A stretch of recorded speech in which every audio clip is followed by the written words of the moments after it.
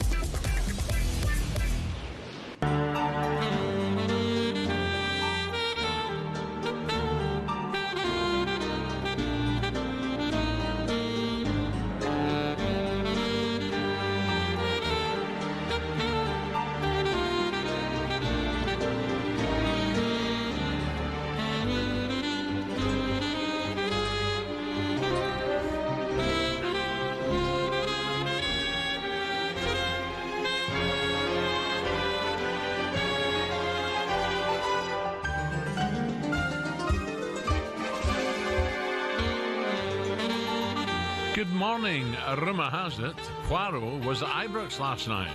There was a murder going on. Good morning, Mr. McCoist.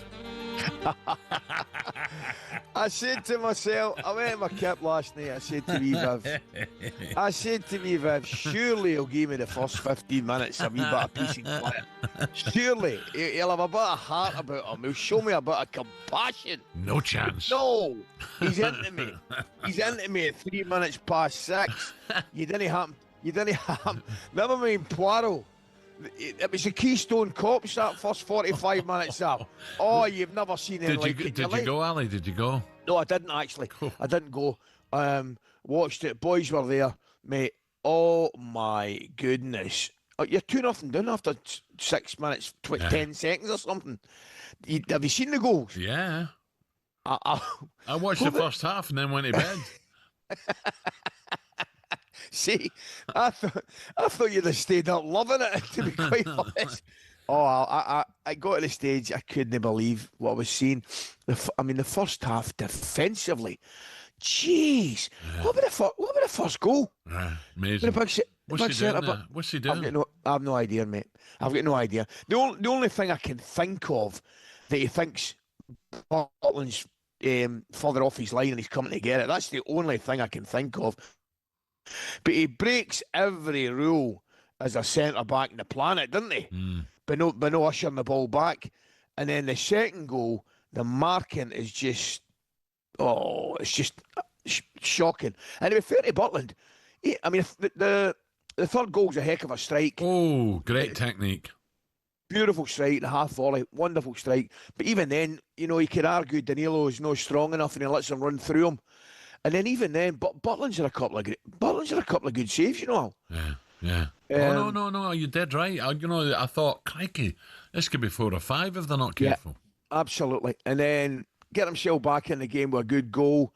You wouldn't have seen it, but I think they're really unlucky not to get a second. Was that the one with the keeper? They say kicked out his hand. Aye, in our day, Al, it's not even discussed. It's a goal all day. Do you know what I mean? Yeah. But I don't know what the rule is. I think if he's got a hand on it or something like that, and then I think they're a wee bit unlucky not to get a penalty after that. But well beaten, absolutely well beaten. Can you see any way back, mate? Oh. No, in that first half performance, no, they couldn't have beat anybody, to be honest with you.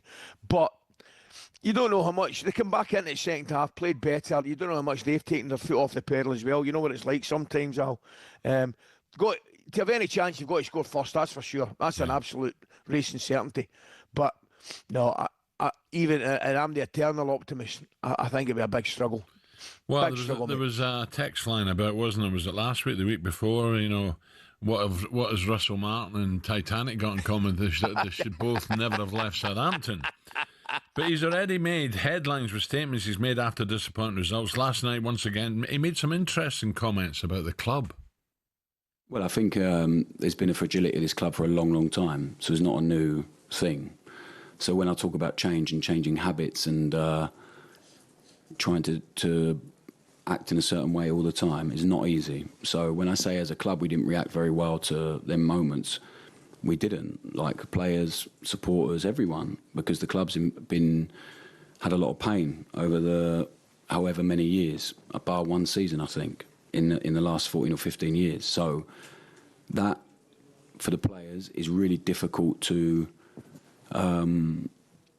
work through and get over. The fact they did at half-time in the second half, they were fantastic. I think gives us a lot of excitement and hope for what's going to come.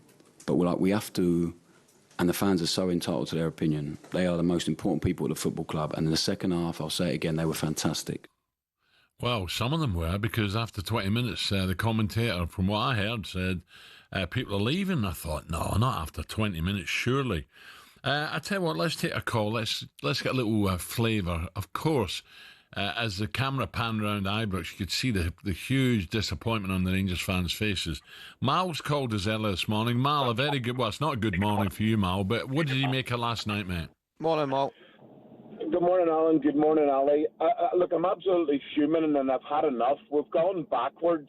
And I know the Champions League's all about money and it's not all about football. And I don't want to go to the Champions League. And I've said it before on talkSPORT. We are not a Champions League team. The pain is there. We need success at the club, yes. And you need money to grow that. So we're going in the right direction with the new owners and investors and all the rest of it. But Ali, you called Russell Martin out on January 2025 and you were commentating on Southampton against Brentford. And Brentford were up 1-0 at half-time and the run-out winners 4-0. And you had said that Russell Martin is playing suicidal from the back out and it's going to give you nightmares. So at the end of the day, I want Russell Martin to leave the club because we're going backwards. We're not going forwards. I don't care what he said last night with regards to, whatever was going on before at the club and the pain that the club was going through. Well, right now we need success and we need coefficiency points. We're not going to sustain that. Yes, we've got Europa League football, but I'll tell you now, he doesn't even have a starting 11. And apart from playing out from the back when you can't even play the ball back and he actually track back and get it, it's absolutely embarrassing. And yes, Alan, I did leave. I left. Did you really? 7 minutes and 10 seconds. I got up and I walked out because I knew there was worse to come. It's absolutely disgusting. I'm fuming. And yes, you're right. The jokes have already started. Yeah, Martin and Titanic should never have left Southampton. I'm telling you now, there is worse to come, and the nail will be in the coffin. You mark my words. The nail will be in this coffin in August at the Old Firm on the 31st of August. I'm telling you right now, as soon as that first goal goes in, I'm walking out. It's absolutely disgusting. I've had enough. And Martin needs to leave that club alone and get out. Okay, Mal, thank you. Is he there? Can I get a word with Mal? No, is he gone? Mal? Yeah, he's there. He's there. Mal, by the way, there was I take all your points, mate. I take all your points. And regarding your first one, I don't think I've ever seen a defensive performance, you know, like Southampton's at Brentford, probably until I watched last night's first half, right? I mean, the first goal in particular is a horrendous error. The second goal, shocking defensively, right? Shocking defensively. I take a lot of what you say. I agree with a lot of what you say, right? However, to get the finances, and if you're talking about pain, nobody wants to see the team get a going over. And in that performance, that is exactly what Rangers would get in the Champions League against a top-level opposition, Mal. You're right. However, I think at the same time you need to get those finances. So very much it's a catch-22 situation. We are, at this moment in time, no doubt a Europa League side, mate. Absolutely 100% a Europa League side.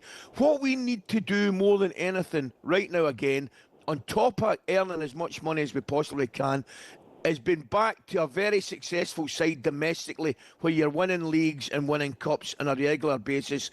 And that's the first thing we've got to do. And I agree with you, we'll look miles off that as well. Alex, interesting. A pal of mine in Edinburgh, you've met him, I think, Stephen, big Rangers fan, and he just said, look, it was murder Polish, he said, but it could be a blessing. We're nowhere near good enough for the Champions League. Correct. That's factually correct. I mean, a couple of years ago we were in it, we got a couple of going overs from right good teams, by the way, Napoli and Liverpool, right? Gave us going overs, particularly at home. So you clearly don't want to see that. You don't want to look embarrassed and look out your depth. That's where they were those couple of nights. That's where we were those couple of nights. But it's a catch-22 situation now, and you know it. Celtic, who are still ahead of us, if they go through, we'll pick up the revenue for the Champions League and probably go further ahead domestically. They're heavy odds on to win tonight, Celtic. Oh, absolutely, Al. Absolutely. A team for Kazakhstan. There'll be no pushovers, but you'd fancy Celtic. And I take a lot of what Mal says, 100% I do. But what are you going to do? Are you going to make change again? Yeah, you've got to give them a chance, surely. Of course you have. Of course you have. Rangers fans, let's hear from you. You might disagree with me, and Ali, surely you don't want Russell Martin out already, do you? 03717 223344. Give us a call, they're already flooding in. So keep them coming. Do you agree with Miles? It's time for Martin to go. Up next, we're going to talk Newcastle. Alexander Isak saga, it rumbles on. What on earth happens next? We'll discuss, Ali and I will discuss that next.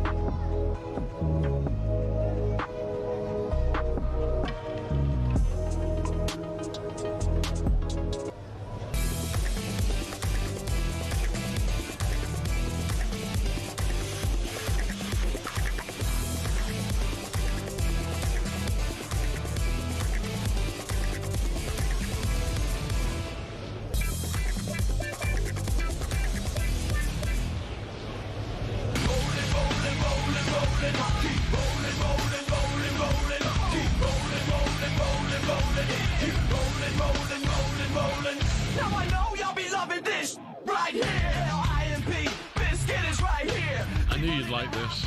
Oh, I knew you'd like this. That's cheered me up. If a man needs cheering up on a blinking Wednesday morning, a bit of Limp Biscuit's the way to do it, mate. Well, Club Bruges were certainly rolling last night. A bit of rap metal to kick off. The song is Rolling by Limp Bizkit, whose frontman Fred Durst turns 55 today. Happy birthday, Fred. Oh, aye. Ali, so you let a bit. Well, you can't face music after that battering last night, can you, really? Oh, anything. You need to get your mind off it after that last night. A bit of music helps, there's no doubt about it. I actually went to see Limp Bizkit and Fred Durst back in the day at one of the festivals. They're really good. I'm not sure they're your cup of tea, Al, to be honest with you. But no, that's a noise to me. Right now, for a look at today's back pages with Tesco Mobile for Business 620. The Back Page Review on talkSPORT with Tesco Mobile for Business. Got a side hustle providing doggy daycare?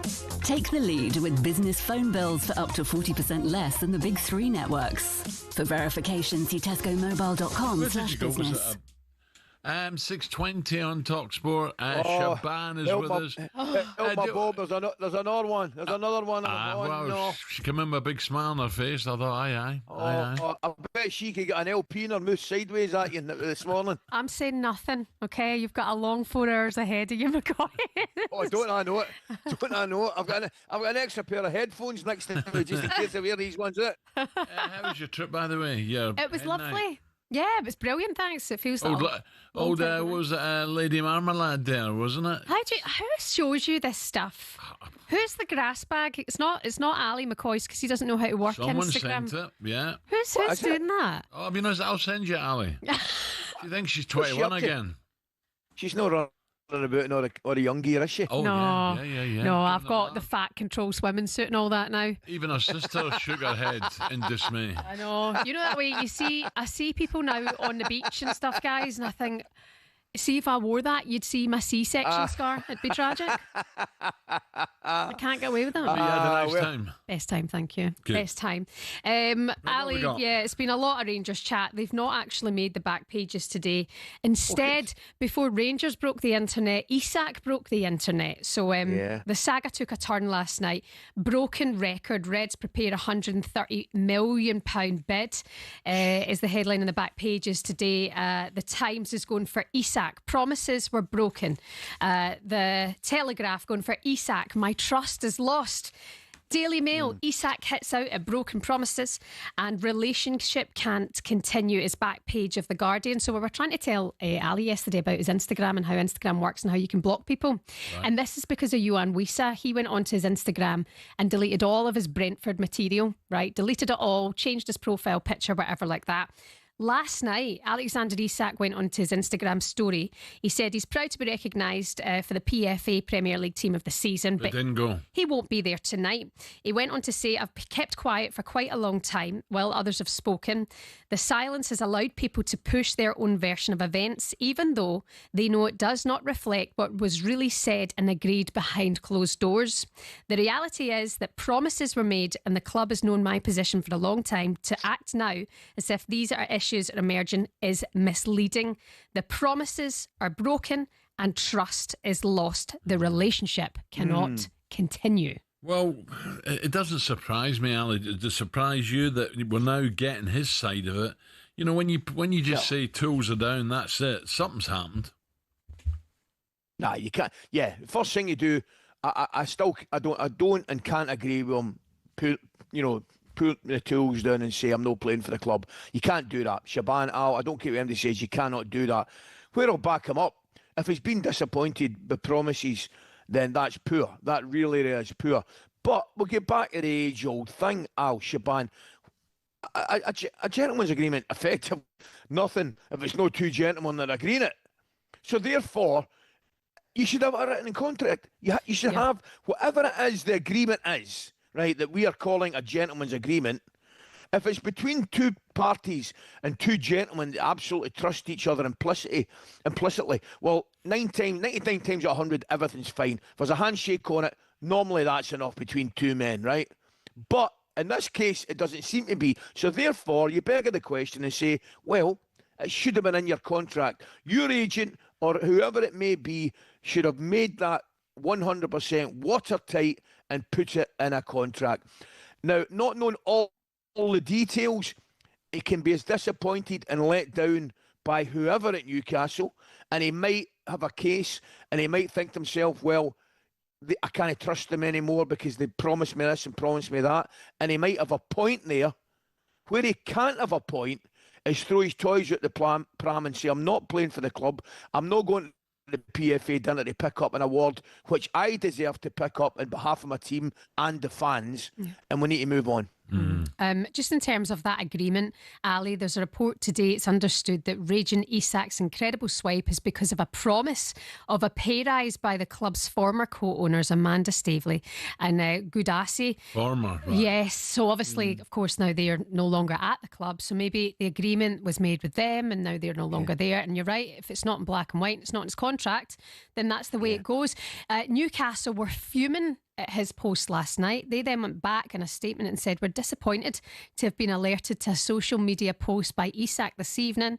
In a clear response that Isak remains under contract and that no commitment has ever been made by a club official that Alex can leave Newcastle United this summer.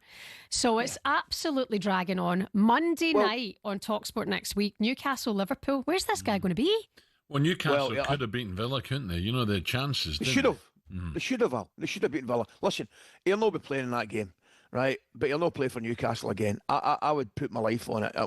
Maybe not as much as that, but I'll take that back. But I don't think there's any way back, right? So they need to get a deal sorted out as soon as possible. He's obviously been promised something by somebody who is no longer at the club. Would make sense, the Amanda Staveley stuff, wouldn't it? Yes, absolutely makes sense. Could do, yeah.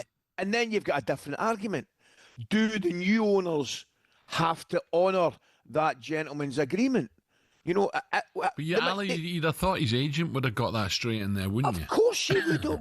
That should be in a release clause. If he's signed that contract because it worked for him at the time, and now it doesn't work for you, like that is the point of a contract. Well, we'll take calls. Listen, we'll take calls from Newcastle fans as well. What do you think of the Villa game and this alarming news now coming out from Isak himself, saying that they've broken the promises? It's a different regime, but how do you feel about it? Does that make more sense to you? Why is that adamant? I'm not playing for Newcastle again. Have you got one more quick one? Yeah, sure. Back page of The Sun today, Alejandro Garnacho, speaking of Instagram. He wants to go to Chelsea, doesn't he? Well, yes, he's apparently snubbed a move to Bayern Munich because he only wants to join Chelsea. Red Devils chief value the winger at around 50 million, using Noni Madueke's switch to Arsenal from Chelsea as a benchmark. So the Blues are pushing this deal. He's knocked back Bayern Munich. Okay, right. Plenty to get our teeth into this morning. Thanks, Shaban. That was a look at today's back pages with Tesco Mobile for Business. Coming up, we want to hear from you, Newcastle fans, this morning. You know the number, 03717 22 3344. Do you have more sympathy now for Isak? We're also going to speak to someone who's been trying to get rid of for years, but we can't seem to shake Rupert Ding Dong Bell away. He just won't go. Like a bad Smith. No, I didn't mean that. And of course, it's Start of York coming up. A beautiful few days racing coming up. And of course, we'll ask Rupert about the government. I don't want to get political here, but the government trying to kill racing. 6:27. The Back Page Review on talkSPORT with Tesco Mobile for Business. Got a side hustle providing doggy daycare? Take the lead with business phone bills for up to 40% less than the big three networks. For verification, see tescomobile.com/business.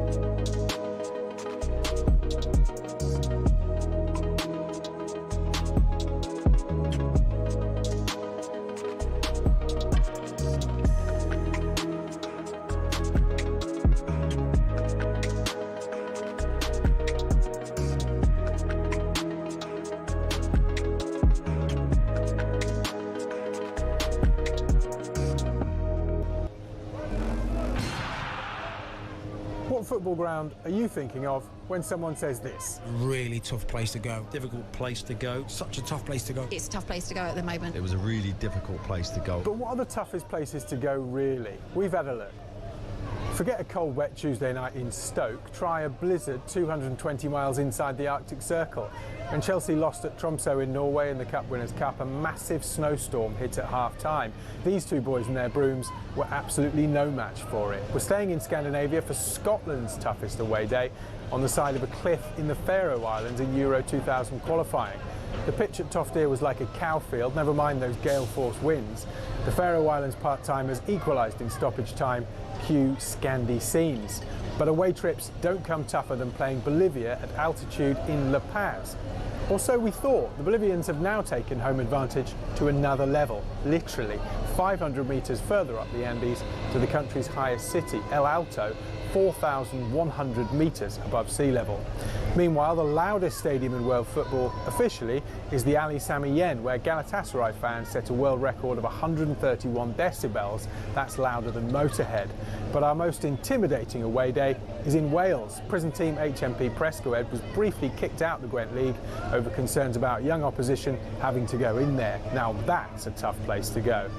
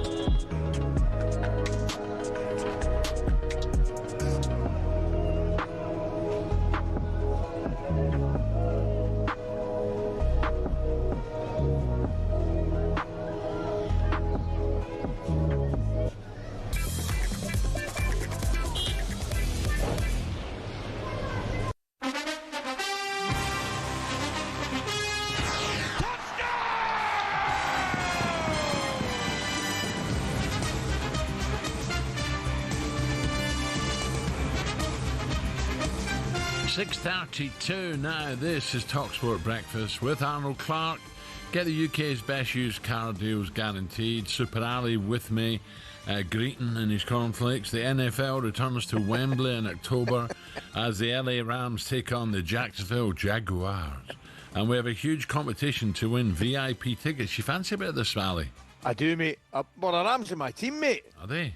Oh, aye. That's my team, LA Rams. Well, you got to get there, didn't you? Wembley. Yes, absolutely. October. Oh, definitely. 100% I'll be there. That's right. We're giving you a chance to win 6 seats in a private box at Wembley Stadium with full hospitality, plus $5,000 spending money. Here's how to enter. 18 plus, UK excluding Northern Ireland. For a chance to win, text the word cash to 83338 and you're in the draw. Text costs £2 plus 1 standard network rate message. You must have the bill payer's permission or enter for free by calling 0330 880 338. All entries must be received by 25th August at 11 p.m. This is a talkSPORT limited promotion run on talkSPORT, Talk and Virgin Radio UK stations. See talksport.com for terms and conditions. Now, time to talk racing. Day one of a fantastic festival up at York. The York Ebor Festival, but the backdrop this week has been a strike against the government's proposed tax rise on betting on the sport. British Racing will strike on the 10th of September as part of its industry-wide Axe the Racing tax campaign. Before we go to Rupert, Ali, just quickly. Yes, this is not. I had to go somewhere yesterday to pass through Newmarket, and you can't believe this is not just about gambling. We're talking about people's jobs, livelihood.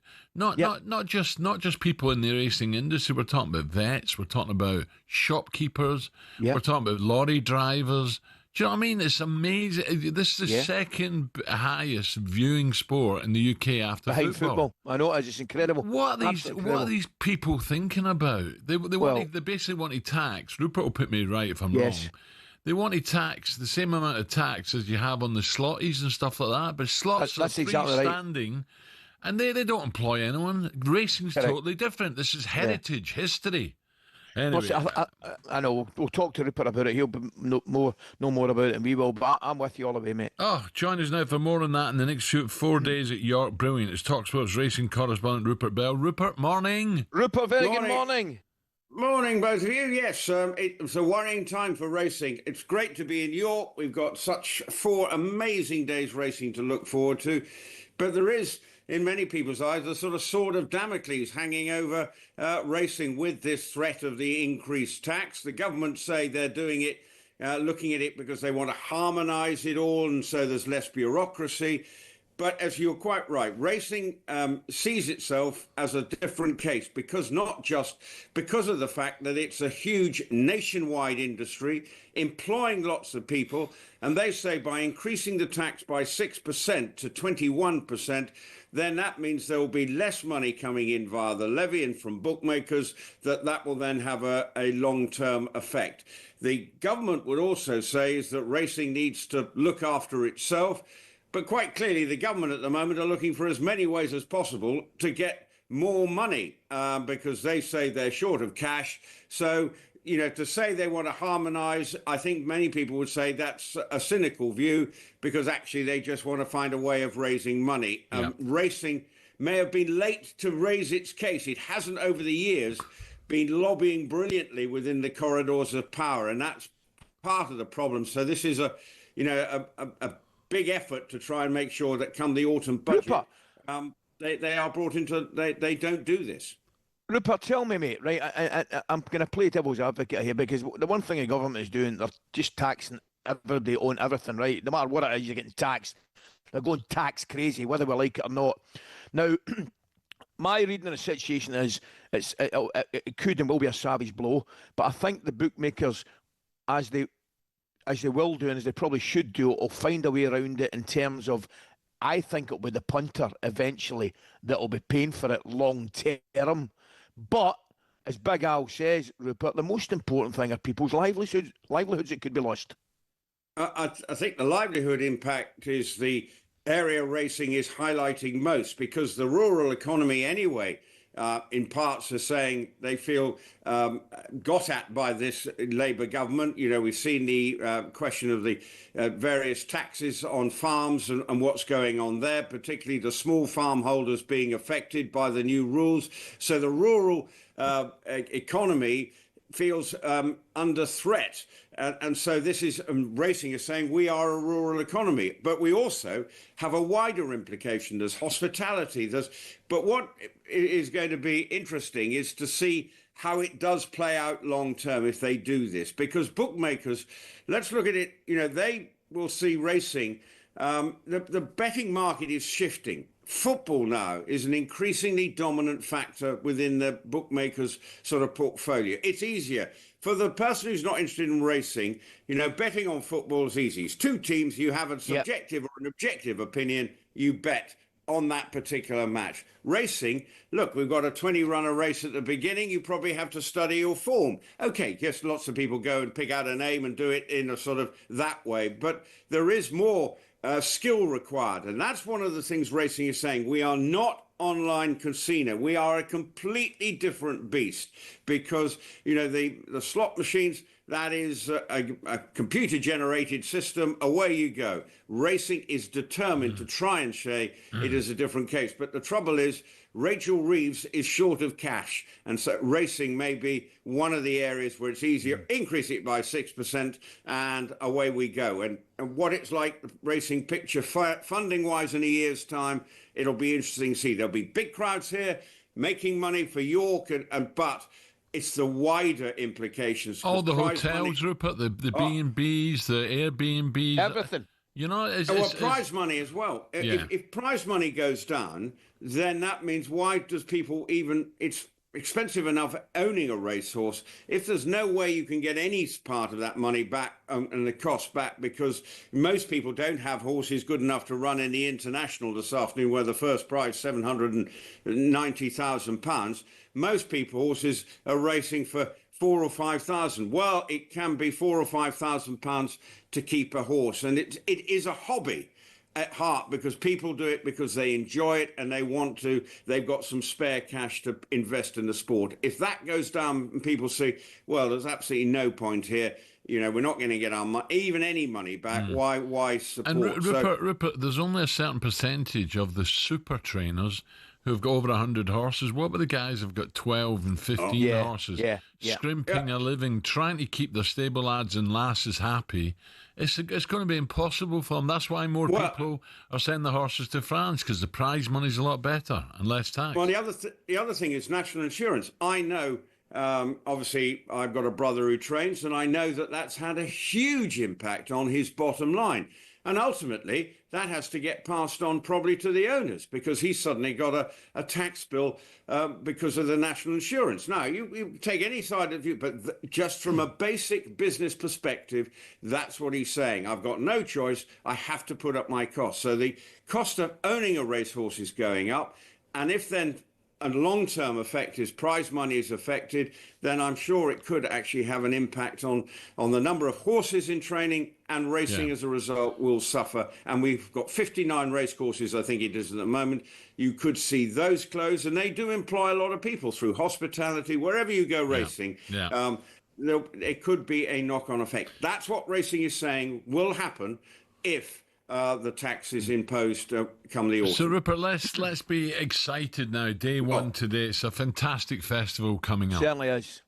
Oh, you look at the international repeat of the Coral Eclipse. I'm sure that the Coral lads will be talking. They're salivating at the prospect of Delacroix and Ombudsman meeting again. What was a thrilling race at Sandown.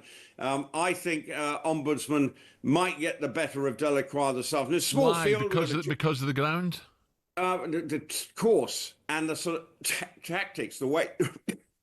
Excuse me. The way the race. Well, it's all right. Malbec taking effect. You're going to be a non-runner here, the way you're going.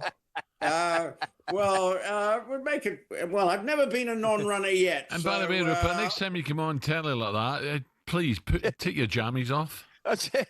I've got my shirt on. This is a shirt. I've got a shirt on. I can't believe I've seen Rupert rearing up in the stalls at 6:41 a.m. this morning. Come on, Rupert. What about his shirt, Ali? 3 people have just sat on him. Anyway, it's not my pajamas. It's a very designer shirt I've got on. Anyway, what have you got on anyway, Alan? Right? Are you wearing a shirt this morning? What have you got? Well, put your Gregory Picks on, you might see. The two of you arguing about fashion won't be lost in a lot of the listeners. The irony of that, anyway, I can tell you that. Mate. Carry on. Anyway, I think Ombudsman, flat track, lovely galloping track, York, and I think he got in a bit of a muddle tactical-wise, and Delacroix stormed up the hill to take it.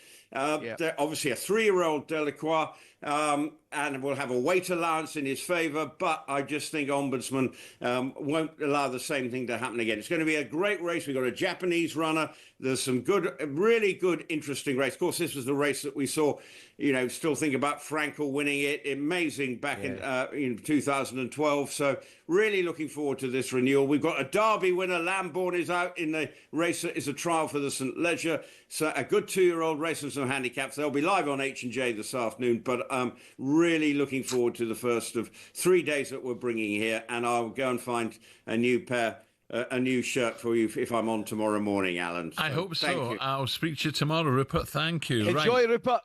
Coming up at 6:43, still to come on Breakfast. Superstar Breakfast preview on talkSPORT with Travis Perkins.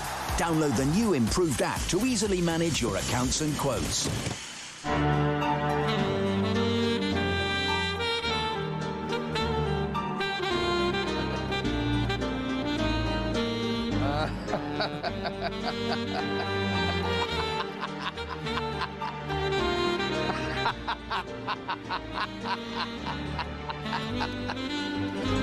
Monsieur Poirot, can you come to Ibrox? We have a murder going on. Very good, Ed. Not bad. You never picked up music, you biggie. Come on. Rangers fans, last night was a Belgium nightmare at Ibrox. 03717223344. Give us a call. Russell Martin, you can't blame him for the first goal, can you? That's just down to stupidity from the defender. Yes. Is Russell on thin ice already? Who's to blame for last night's horror show? That was a look ahead with Travis Perkins, and just to finish it off, Alex, not me, up the Bruges. Oh, a simple Belgian recipe. It's cider, not cider. Superstar Breakfast preview on talkSPORT with Travis Perkins. Doing what matters for the trade with easy delivery tracking and 2-hour delivery time slots. Terms and conditions apply.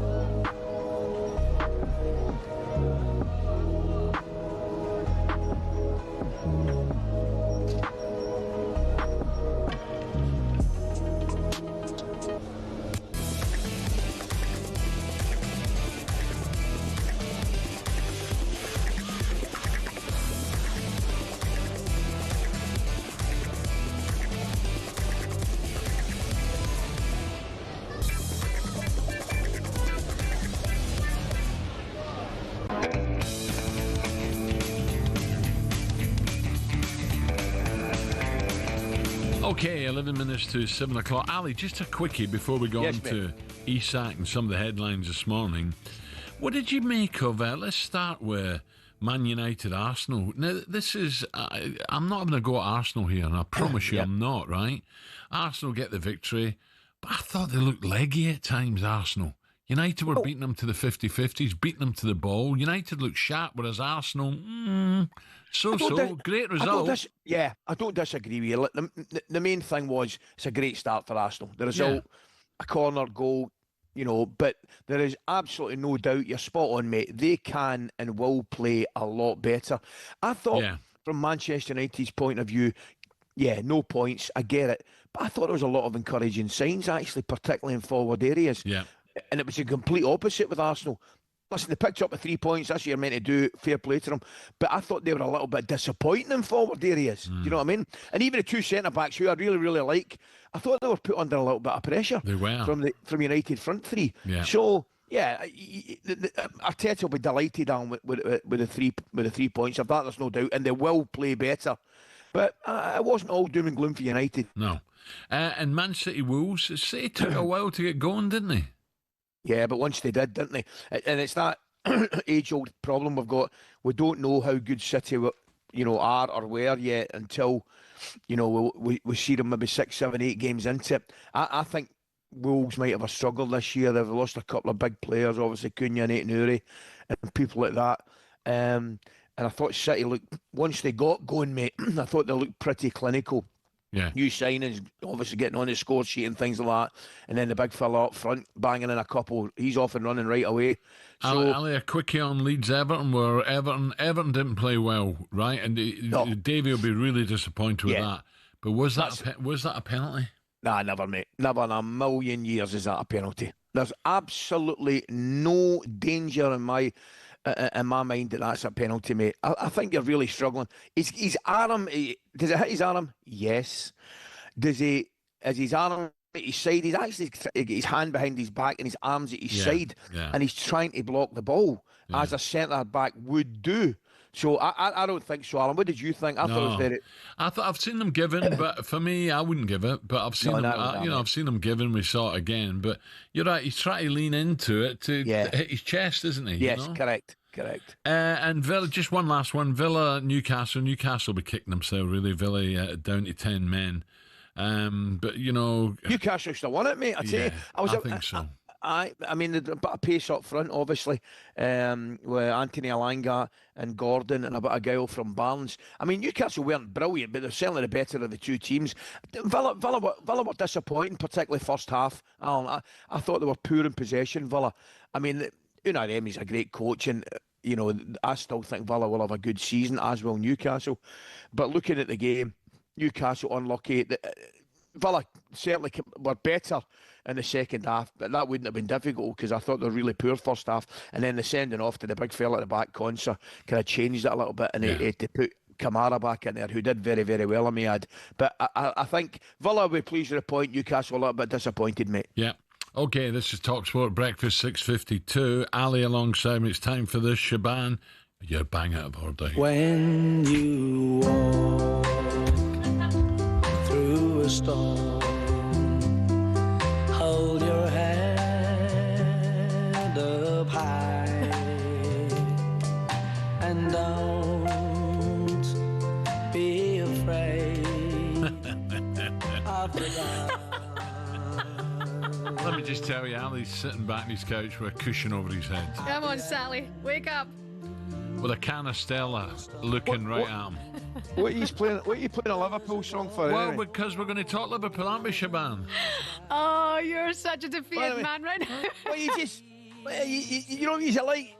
Your nickname should be the Magpies, because you just steal everything. Who's that walking at your door there after 7 minutes? Who is it? Who's walking at that room? You steal Liverpool songs and everything. You have no shame, have you? Oh, no shame. God. At least we've got our own songs. Right, we've got a doing last night, but at least we've got our own songs. Yeah, simply the best, haven't you? You got that one. You're really, really good. Songs, right. What we do? We'll go with somebody else's song. That's a good idea. Right? Oh, he's biting. Yeah. He's snapping. What were they shouting as they walked out the door? Follow us out to the pub. Let's go to the Loud, and this is murder. I was been in the Loud myself. Shaban, what are you saying? Yeah, we are talking about Liverpool, actually. That's because of the Egyptian king. Mo Salah won the PFA Players Player of the Year award last night in Manchester after another landmark season. 29 goals and 18 assists on his way to the 4th Golden Boot. Again, it's his 3rd time winning this award, so he made history last night, being the first player to win it 3 times. He won it in 21-22 and 2017-2018 season, and he spoke about his pride of being recognised by his colleagues. Great. Do something like never happened before in the Premier League is something I will never forget it, and I will never take it for granted. Yeah, so I'm so happy and glad about that. I remember a few years back you said that this had an empty space in the trophy cabinet, one that you wanted to win. You've now got 3 of them, and last year, such a good season, finish as champions and top goal scorer. Everything just seemed to click. Yeah, I think we had a great season. I had also my best season in the club, maybe in my career as well. We win the league in a historical way, and yeah, I'm glad that we managed to do that, and hopefully also continue. I'm glad Mo stayed. Yeah, I didn't want to. Oh my! Yeah. Oh no! Come on, listen. We want, you know, can you say what you like? What a footballer! What an absolute tremendous footballer! And we want to watch the best players week in, week out, don't we? So I'm glad he stayed. Glad Big Virgil stayed. Do you know what I mean? And I think it's good for well, it's obviously good for Liverpool, but it's great for the league as well, and great for us. Do you think Mo Salah now, guys, has to be considered as the Premier League's greatest ever player? Ooh. Well, comes into conversation. It's difficult. Yeah, I mean, it's different eras, but oof, I, you know, if you ask me who is, he wouldn't immediately be my number 1 pick. Who would? I don't know. But Henry, he played, didn't he? And Bergkamp played. You know, they were fantastic. You know, it's a difficult one though, Shaban. He's right up there. Yeah, I mean, the fact that he's won it 3 times just shows how he's considered among other players as well. Of course, Thierry Henry has won this award in 02 and 03 back to back, as did Kevin De Bruyne. He won it in 2019 and 2021.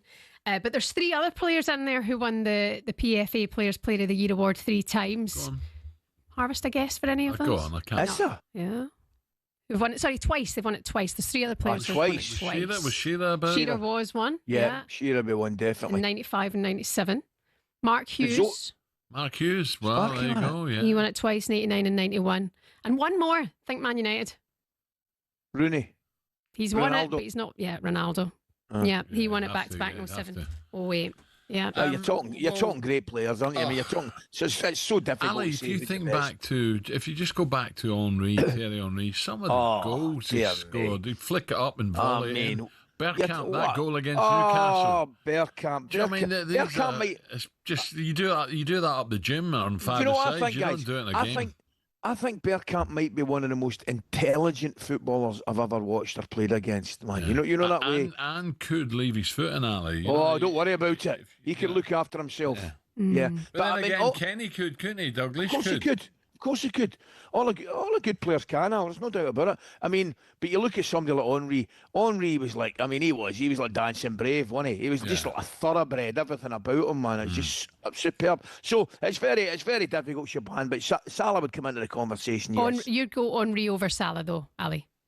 Oh, dear me. I know. You've had a tough morning. Oh, I know. I'll need you coming back on. I'll have an answer for you, Quarty. All right, I'll let you think about it. Thank you. Have a lie down. I was just thinking there, Shaban, about people leaving the foot in like Bergkamp and Douglas. Ali used to give him with a double chop. there was no disguise with McCoist. Have that.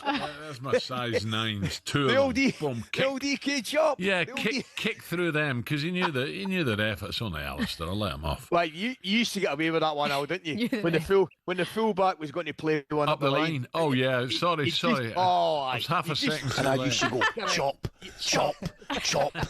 I just used to chop it back over the net.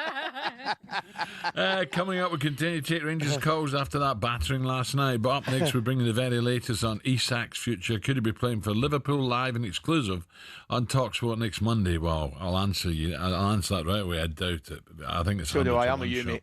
We'll find out next. But just one more of those Rangers fans leaving after was it 7 minutes or was it 20?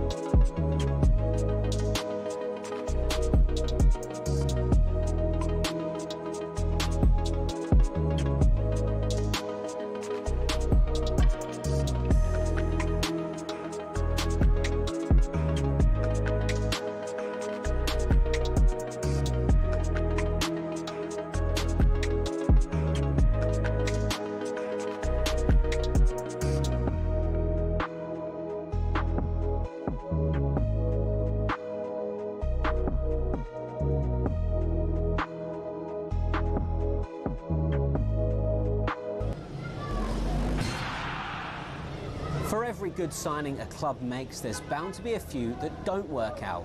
And Man United have certainly had their fair share of those, especially since the end of their golden age under Sir Alex Ferguson. Here are just some of the Red Devils' worst signings since Fergie. First up, Alexis Sanchez. Sanchez joined United from Arsenal back in 2018 and became the highest paid player in the Prem. He'd averaged almost 1 goal every 2 games for the Gunners, but in his 45 games for Man United, he only managed 5 goals. Not what you want from a star striker. Next up, Radamel Falcao.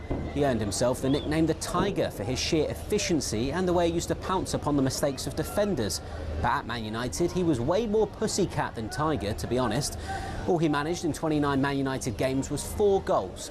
Moving on, things couldn't have gone much worse for Jadon Sancho at Man United.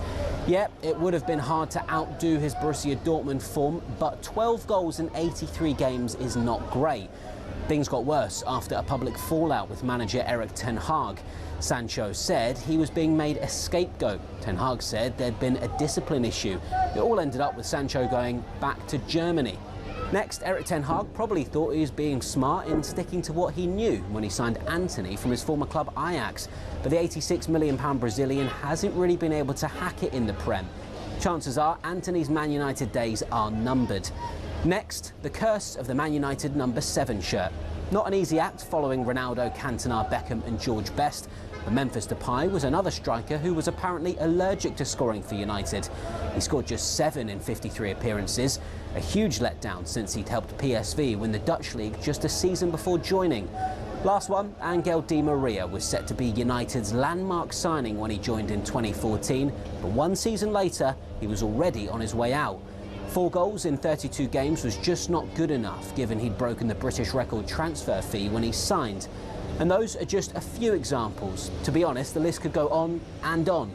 Unfortunately, that's probably why Man United haven't won the Prem for a while, and why it might take a few more years before they're in contention again.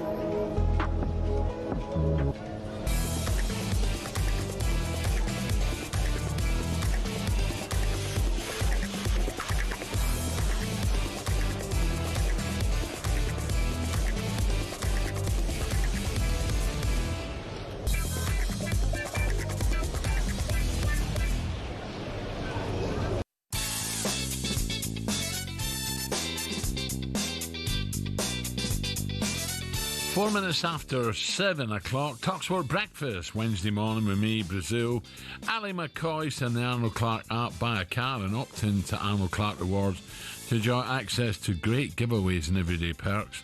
Right, we have to chat Alexander Isak and Newcastle United. Last night, the saga took yet another turn. Alex Crook got a bit of news about Newcastle United. Alex, what you got? Explosive statement has just been dropped by Alexander Isak. And he says, I've kept quiet for a long time. The reality is that promises were made and the club has known my position for a long time. Alexander Isak goes on to say, when promises are broken and trust is lost, the relationship cannot continue. That's where things are for me right now, and why change is in the best interest of everyone, not just myself. Now, this is Newcastle reacting to that bombshell Instagram post from Alexander Isak, where he talks about broken promises and the loss of trust. That Alex remains under contract and that no commitment has ever been made by a club official that he can leave Newcastle United this summer. Alex remains part of our family and will be welcomed back when he is ready. Ali, it's nice to hear Isak. It's nice to hear, what Alexander's got to say. We knew there was something. Yeah. And the fans deserve to hear his side of it. Now they've got it. Oh, absolutely. I think, to be honest with you, Al, it had to be something like that. There was no way he was going to do it. I think, if he just wanted a move, because there's the right way to do it is, you put in a transfer request, or you have a chat with the manager and say, look, I want to play my football somewhere else, whatever, and the manager will then sit down and have a chat with you. The way he went about it, you could clearly say he had a problem with Newcastle or a problem with somebody at Newcastle. My argument is he still shouldn't and can't do what he did, and that's effectively, throwing the toys out the pram is one thing, but actually making the statement that you're not going to play for the club again and let yourself down, let the fans down, that's where I've got a problem. I understand he'll feel let down, Alan. I get that. But we can argue about the rights and wrongs of the gentleman's agreement. Who's let him down? Are they out of order? Was it the previous owners? Do the new owners feel obliged to honour a gentleman's agreement with made by the previous owners? That's all up for debate, and that's a conversation that we can and will have. What's not up for debate, I don't think, is him throwing the toys out the pram and then saying, "I'm not playing for you anymore." I think he's particularly letting the fans down. The phone lines have gone ballistic, so stand by, Geordies and Liverpool fans, because let's first get the very latest with talkSPORT's correspondent Ben Jacobs. Morning, Ben. Good morning, Good Ben. morning. Ben, what do you make of the latest twist then? We've got Alexander's side of the story. Yeah, we've heard from him for the first time, and it's hinted in his statement last night that the issue predates Liverpool's 110 million bid, which was rejected a couple of weeks ago, and actually is about Alexander Isak not being given a new contract a year ago by the now departed Paul Mitchell. And I think Amanda Staveley, as Ali alludes to, is also a part of this story, because Isak's belief is, number one, Amanda Staveley told him he would be able to leave this summer, and two, he was informed if he stayed until this summer, he'd get a new deal. Staveley leaves, Isak doesn't get a new deal, and now he feels like he's entitled to go, and Newcastle is standing in his way. But as Ali alludes to, the statement is essentially saying he's done with Newcastle, there's broken promises, and there's no trust. And that puts the player in an awkward position, because Newcastle kind of doubled down and had to respond late last night. And they said very firmly, but I think without inflaming and aggravating the situation, that the conditions of a sale have not been met. Now, Liverpool fans will hear that and say it's a bit different to the Philippe Coutinho statement, which categorically said not for sale. Newcastle had the opportunity last night to say this is over. They almost say that, they imply that, but they actually say the conditions of a sale haven't been met and are not anticipated. No. Whether or not that leaves the door slightly ajar for Liverpool to make another offer, we'll have to see. Just let me read this again. Alex remains part of our family and will be welcomed back when he's ready to rejoin his teammates. I tell you what he is. Do we believe that, Ali? I would have to suggest to you and Ben, he might be part of the family, but he's a black sheep at the moment. I can tell you that. I mean, if my ears were working perfectly and they were on Saturday, could the door be slightly ajar for him to go back to Newcastle? Yes, because he has a contract which could be honoured. Newcastle can. But Ben, Al, I mean, he's got a lot of work to do to get back in and gain the favour of those Newcastle fans. Yes, if he gets back into the team and starts battering in all sorts of goals, which he's more than capable of, that will go a long way. But I would suggest with a lot of the Newcastle fan, there's a stain there that might never be removed. Yeah, I think within the statement, what's interesting is that last line about being welcome back, but perhaps more so the fact that there's an allusion to the fact Newcastle United listen to their players.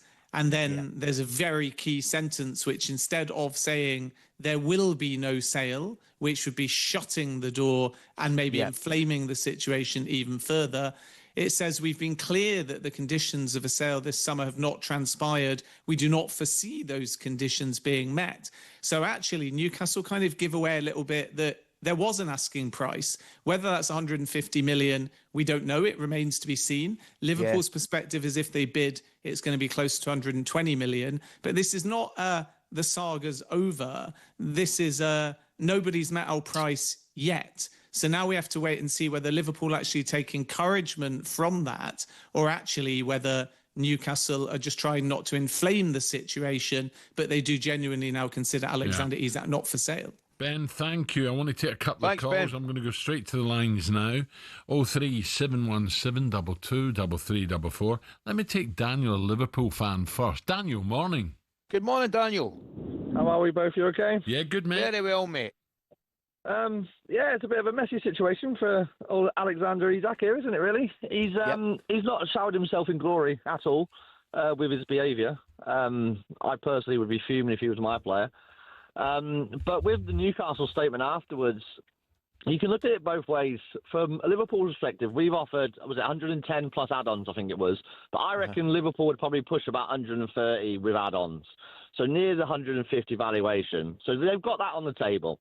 If they refuse that and Isak stays, you've now got a player who doesn't want to play for your team, who the fans absolutely hate at the moment, as we all saw on the weekend, and he's on a good wage. So you're losing money because his valuation's only going to go down the longer he stays in this mood that he's in. So Newcastle are kind of all in or bust, really, because you either cash in on him, rebuild your team, or don't cash on him, have a player in your ranks that's toxic environment in the club till minimum Christmas or maybe next year, and you're not going to get anywhere near 100 million for him next year. Yeah, Daniel, mate, perfectly put, Daniel, and that's why I can't see any way back from him in Newcastle.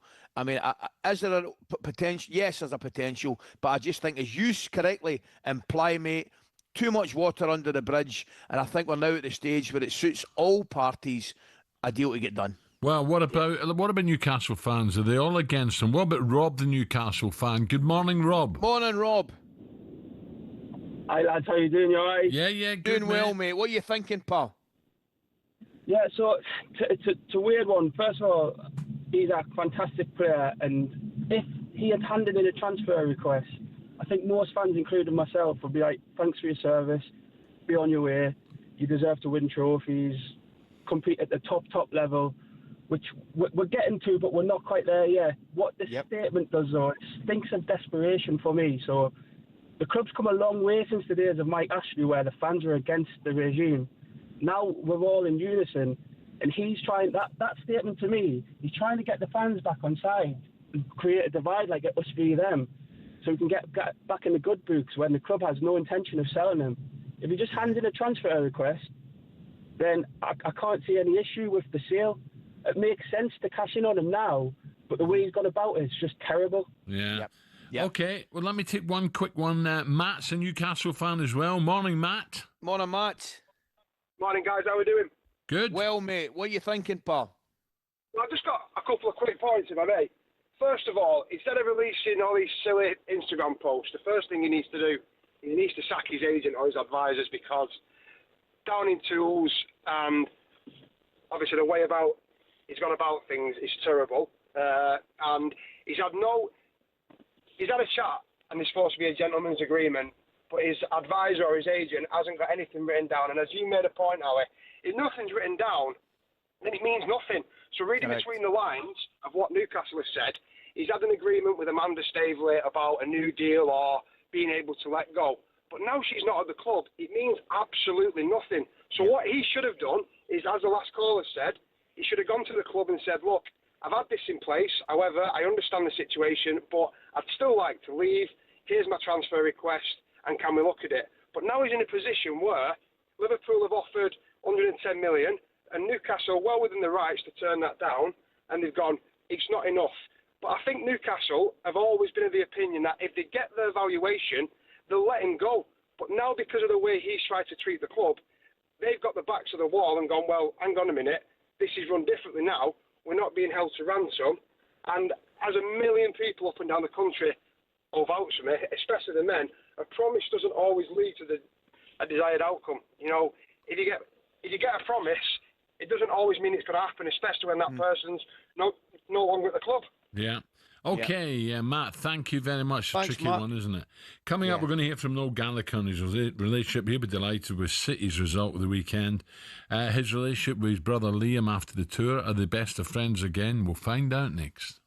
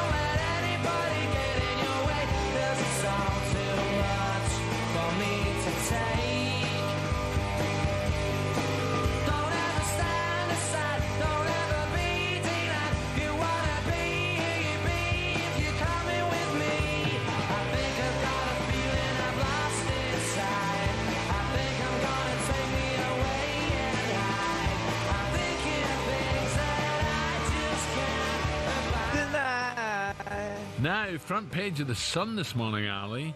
The headline reads, "Noel, I'm so proud of Liam." Billboard magazine online, Oasis, no Gallagher.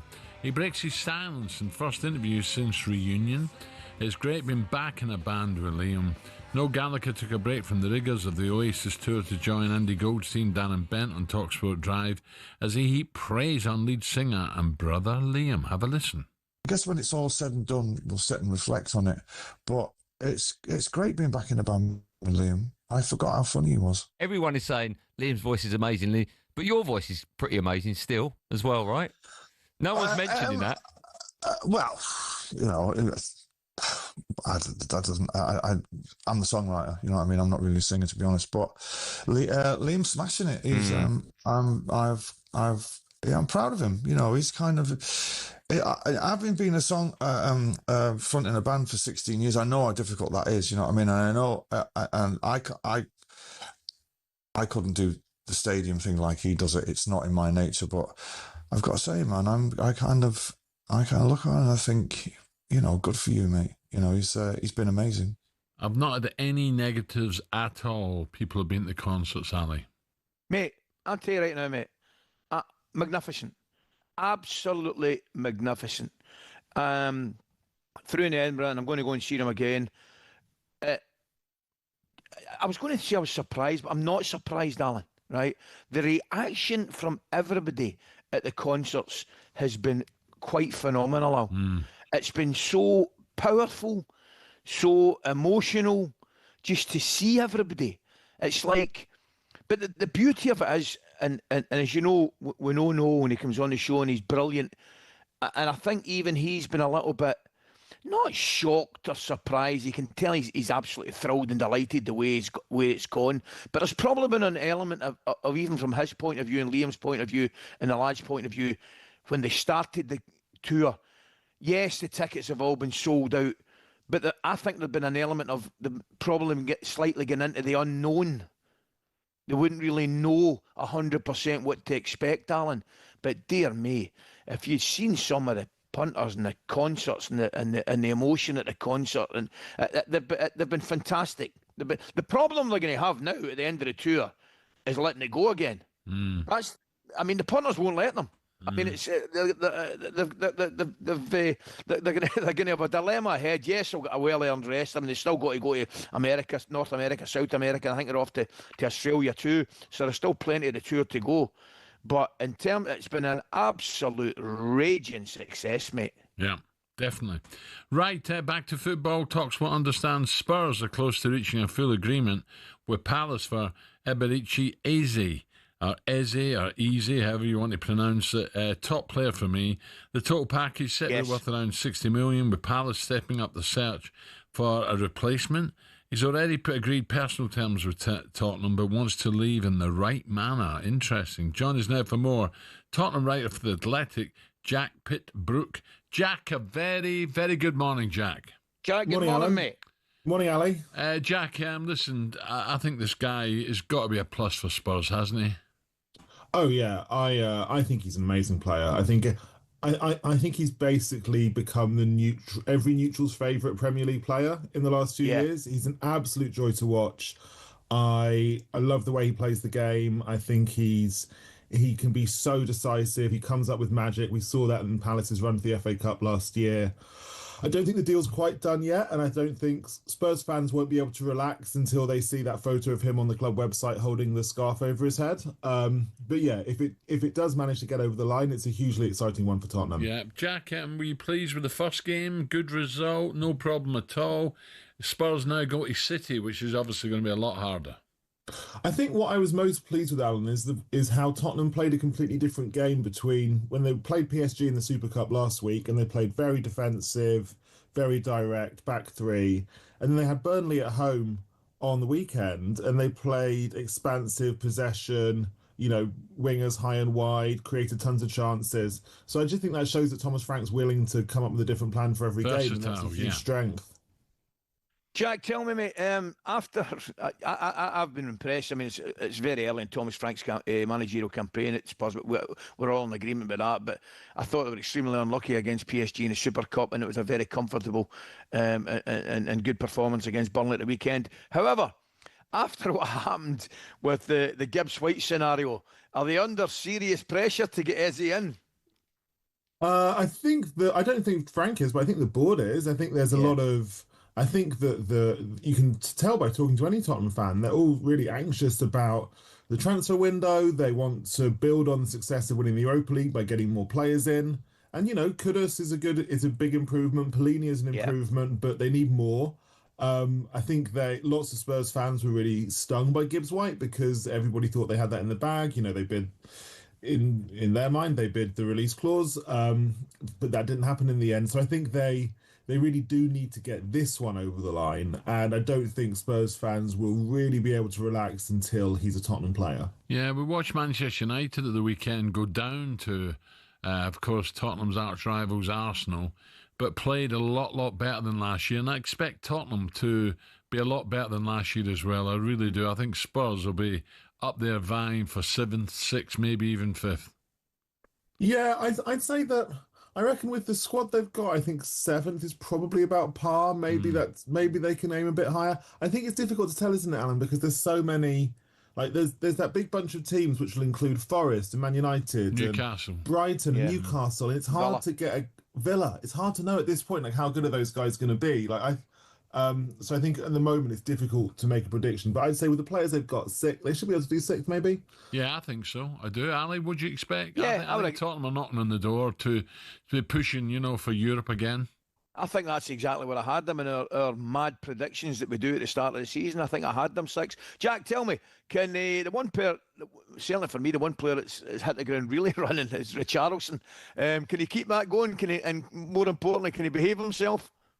Oh, I hope so. I mean, the thing with Richarlison is there's never been any doubts about his ability. It's just been about his ability to avoid injuries and his consistency, because he's been unlucky with his injuries. He's had a lot of them, and then whenever he has one, it takes him a while to get back. But I think we've seen even in the last 2 games that when he's fit, he's some player. Like he can be so good. Like he works so hard for the team. He's got a kind of improvisational quality to him. He's willing to try things. Yeah, and he was integral to them winning the Europa League at the end of last season. Like he works so hard. He just needs to stay fit, and if he can stay fit for the whole season, then all of a sudden they've got that £60 million player there who they've not really seen a lot of since they bought him from Everton. But the potential there is huge. Yeah. Jack, I agree. Jack, thank you. Jack Pitt-Brute. Thanks for your time, Jack. Go to Man City. Thanks, guys. Jack is Tottenham writer for The Athletic. Right, don't forget, City Tottenham is talkSPORT's live and exclusive Saturday lunchtime commentary. Coming up next, Garnacho. He says he doesn't want to go to Bayern, he only wants to go to Chelsea. But do Chelsea fans want him? We'll discuss that next.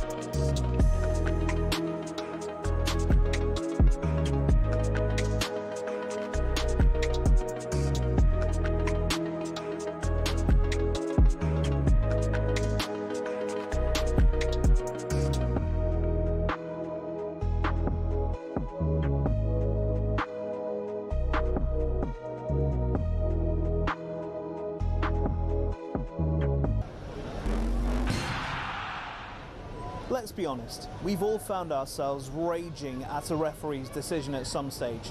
Something like this? That is an absolutely shocking decision. They've got a case in that it was a bad decision. It's such a poor decision. Yeah, I think he's just made a bad decision in that instant. But what does it take to get to the very top level of football refereeing? You can apply to become a referee through your local county FA from as soon as your 14th birthday. After spending several hours either in the classroom or on the pitch, they'll grant you level 7 status, which allows you to officiate amateur games. Then you'll work your way through the ranks of amateur football, not reaching the National League until level 2. It's a long process, bearing in mind every level from 7 upwards takes an average of a year. Also, there's no specific number of games you have to ref or hours you have to log before moving on up. You simply just have to be good enough.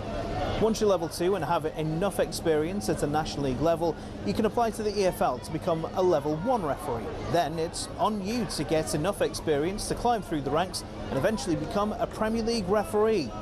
In total, there are 37,000 registered referees across England, but the PGMOL has only deemed 21 good enough to officiate games in the top flight. So if you want to make it to the top, there's less than a 1 in 1,000 chance of doing it, and it'll take you a decade to get there.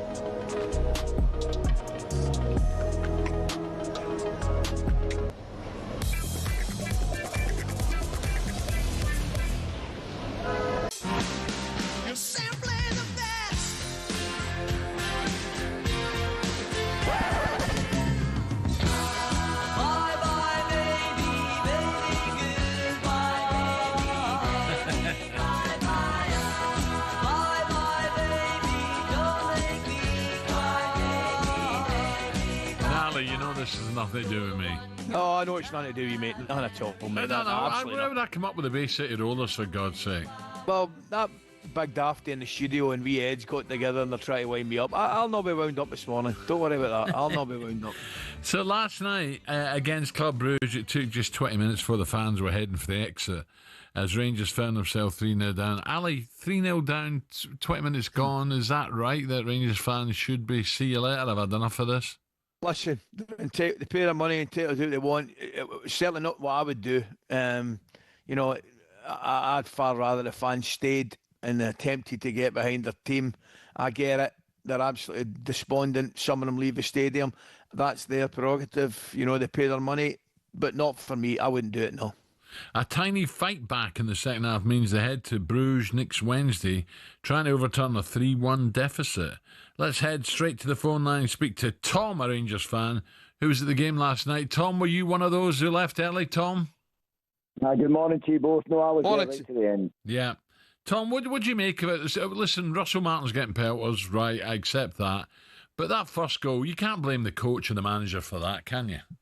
No, you can, but before I say anything, I'd like to say I didn't like the Bay City Rollers anyway, lads, right? But let me tell you, right, we were sitting in I was very fortunate to get hospitality last night with one of my friends. Yeah. And we're watching it for the main stand, brilliant view. And I blame Butland completely for the goal. Now, I go back to the old days. I spoke to yourself and Abby when the Clement was in, and I told you back then he wasn't the man for the job. Mm. And I looked at last night's goal. Remember years ago when you boys played, your keeper was your sweeper. Yep. He would come out and clear everything. And Butland's got too many decisions to make. And when he's got decisions to make, he makes mistakes. When he's got point-blank save to make, he does some good saves. But I don't think the boy's good at making decisions.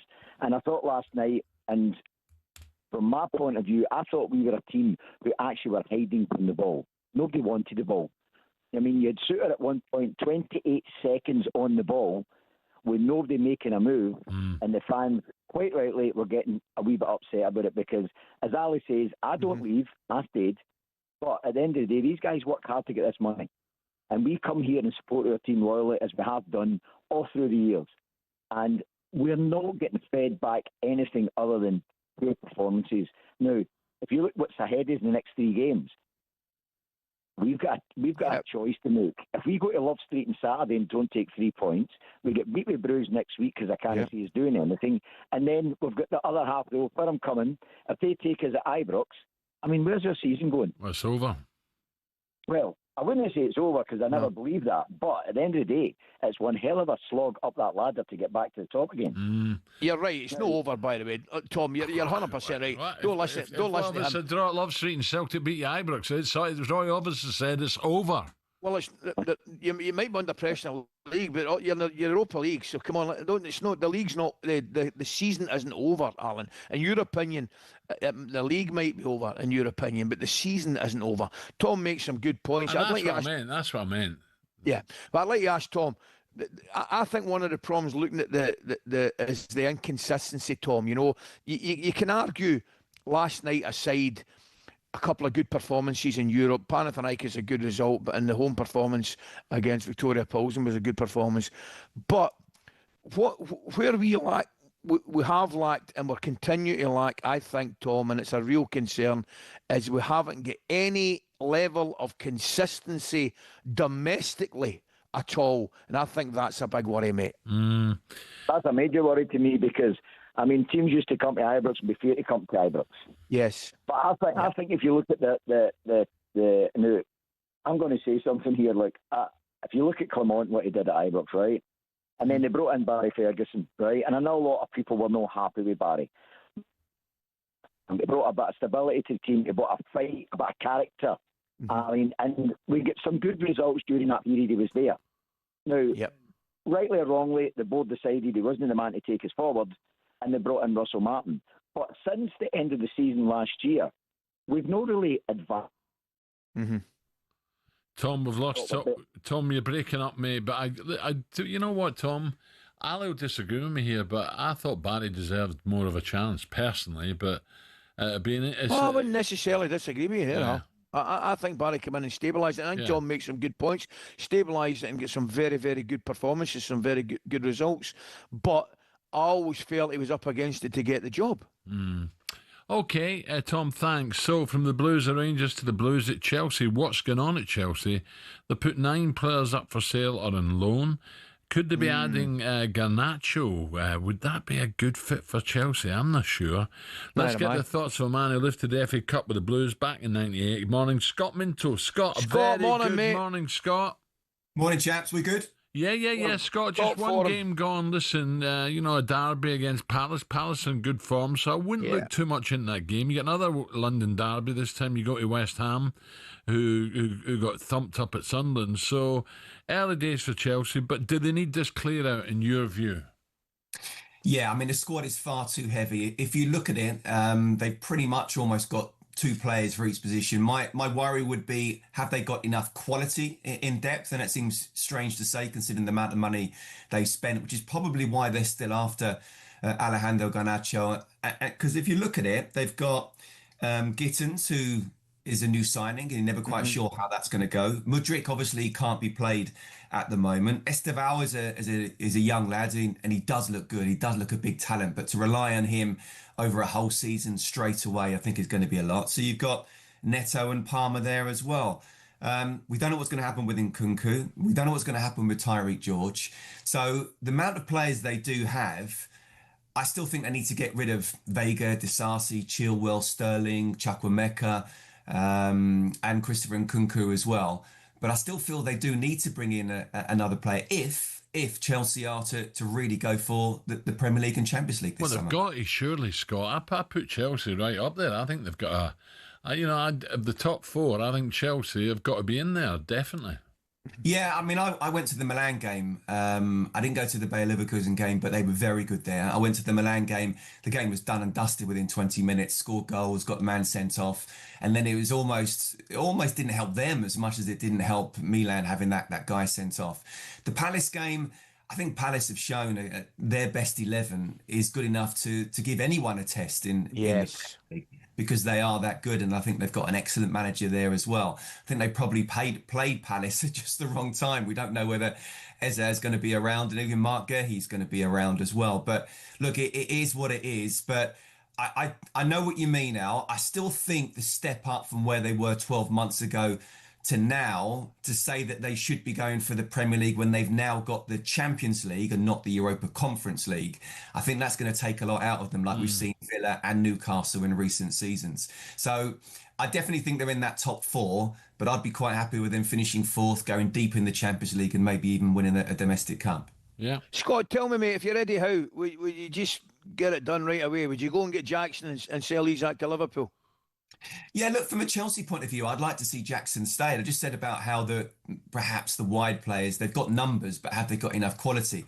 Jackson, don't forget, was playing on the left for Villarreal for a lot of the time, so he could perhaps play there. And I like him. I'm probably in a little bit of the minority, and he has gone from first choice to third choice, and I think it's rightly so, because Joao Pedro and Liam Delap have come in and done really well. But I think he'd be a really good replacement. He's not Alexander Isak. He still is not the ready-made article. If you look at his history, he never went through a professional academy, so he's almost ahead of the game as to where he is. But he's got the talent. He's big. He's strong. He can hold defenders off. He can run the channels. And if Eddie, who I think is a brilliant manager, I think he's England's best manager, and he gets the best out of players. He improves players. If he was to get him, plus maybe another player as well, while selling Isak, I don't think that's a bad bit of business for Newcastle. Okay, Scott, thank you for that. Interesting. Good to see you, mate. What you think about Cheers, Jackson. guys. Ali, before a quick break, Jackson, for me, it's big shoes to step into, because Isak, we know how good a finisher he is, And where we know that's Jackson's Achilles heel. Agreed. And plus, I'd also like him to sharpen up his brain a little bit more, looking across the line when he is wide. If he's going to play left and he goes to Newcastle, the times he gets caught offside, he just falls asleep. Alan, I think you're right in everything you say, but I bet you're the same as me. You like him and you want him to do well. And I you're do willing want him to do well. I know. Yeah. I'm the same, mate. I'm the same, because, and dare I say it, yes, I think the Newcastle fans probably, along with the Chelsea fans, will get a little bit frustrated. You know, if I'm saying if he went to Newcastle, with perhaps one or two things that you've mentioned there, but the one thing you can't fault is his work rate, his effort, his willingness to run in behind. You know, you're actually wanting the lad to do well, and I still think there is improvement in him, and there will be improvement in terms of his level of finishing as well. That'll improve, and I just think, you know, if I was Eddie Howe, as I say, I've said earlier, I think there's far too much water under the bridge with Isak now. Just go and get Jackson. And well, if his finishing improves, Alan, he's got pace. You're halfway there, aren't you, as a centre forward? Yeah, absolutely. Right, don't forget Chelsea back in action on talkSPORT on Friday. Travel to East London, Stratford, the London Stadium to face West Ham. Now, there's a fella who could be under pressure if Chelsea go there and win. Right, still to come on Breakfast Ed. Superstar Breakfast preview on talkSPORT with Travis Perkins. Doing what matters for the trade. Find your local branch at travisperkins.co.uk.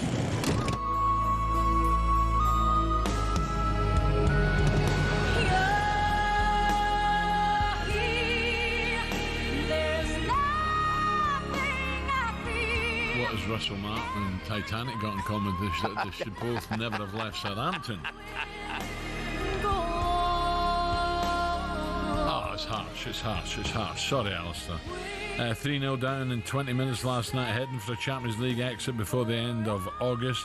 Do you really want Russell Martin gone already? Surely not. Give him a chance, will you? 03717 223344.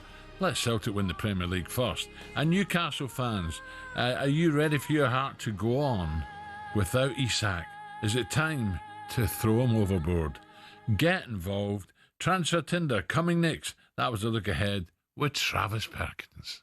Superstar Breakfast preview on talkSPORT with Travis Perkins. Bricks on bricks on bricks. Over 40 million available to order with delivery to site. That's one less thing to worry about.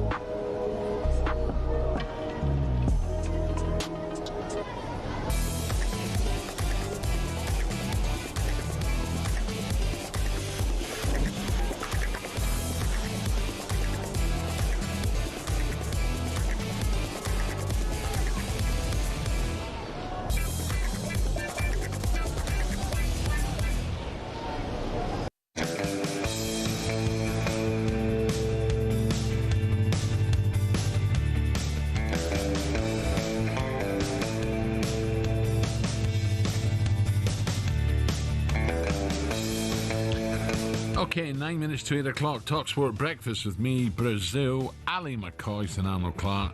Build your own car deal online, all with a few clicks. They make buying your next car easy peasy.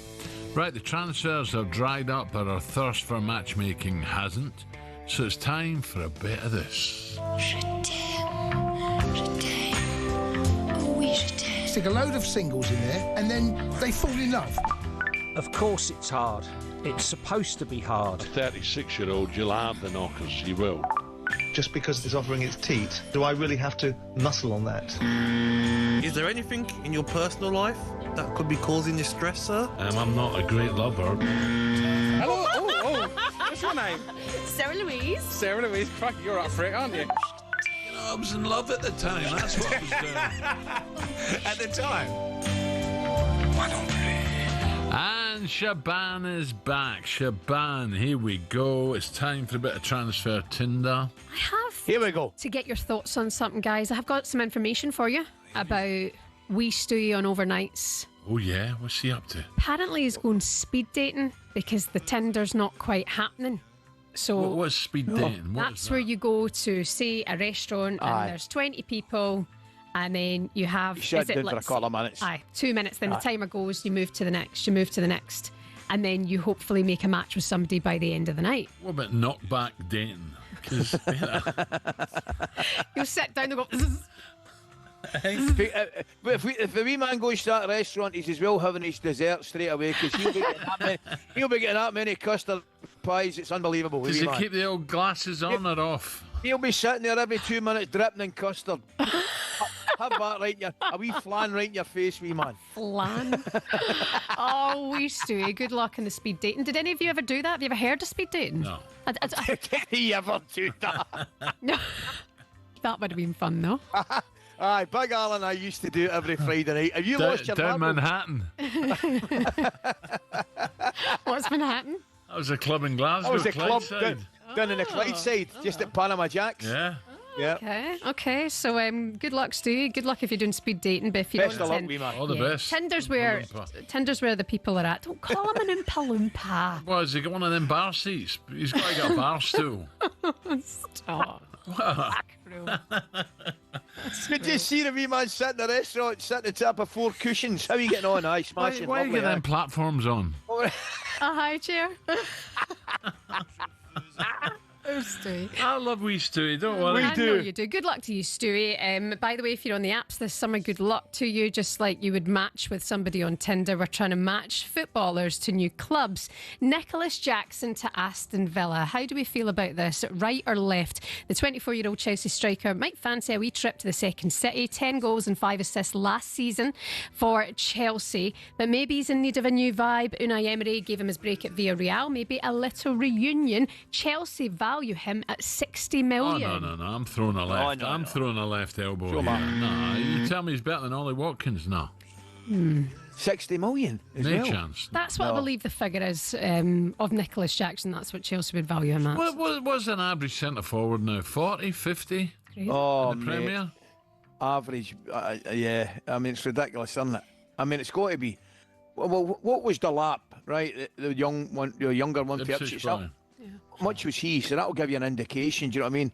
So it's gone crazy. It's gone absolutely through the roof.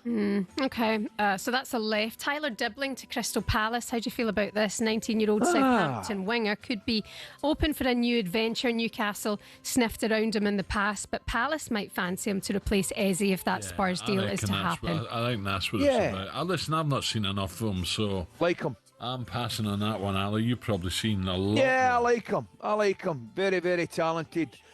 That would make sense if Eze moves on to wherever he's going to go to. Spurs likely. Yeah, it looks that way, doesn't it? That would leave a gap. The one thing about Palace, I'd hate to see them lose the two of them, Gay as well. You know what I mean?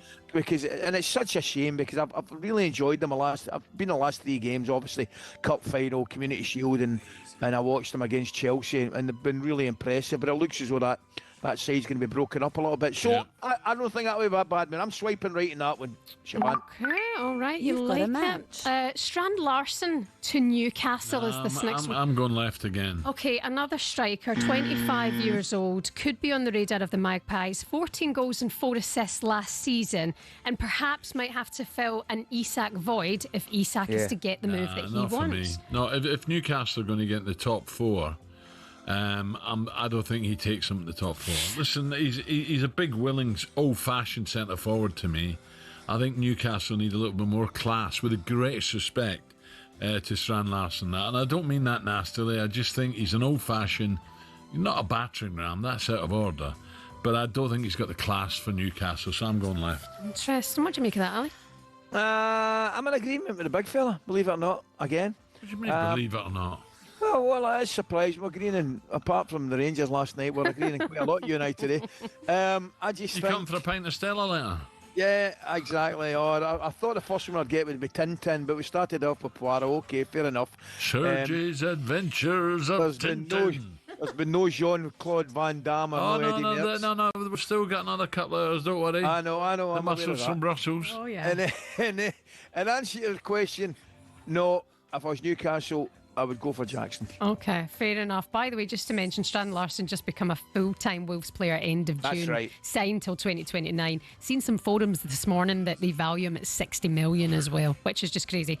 So that's an absolute no-go. We swiping left, lads? Yeah, left. Yep. All right, let's talk some more about Rangers then.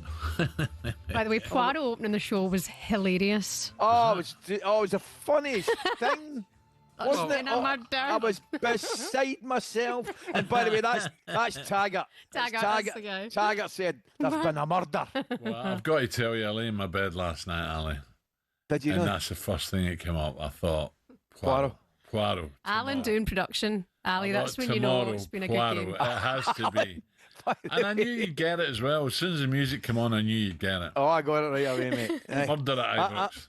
I'm not your average co-host. I got it right away, mate. Don't worry about that. I mean, if you're playing that to Gabby, forget it. No. Right? Forget it. O'Hara and Cundy and boys like that, forget that. But I'm onto it right away, mate.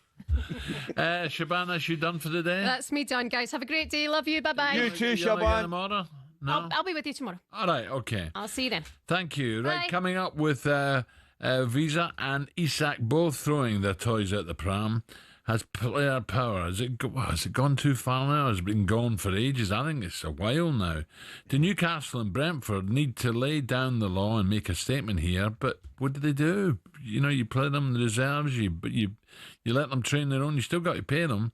We speak to former Premier League striker Charlie Austin coming up next. But come on, you Rangers fans, keep your calls coming. 03717 223344. You got an early night, so no excuses. You were tucked up in your beds early last night. But come one more for these Rangers fans who left after 20 minutes. Go on, here we go, Nancy. Give them it.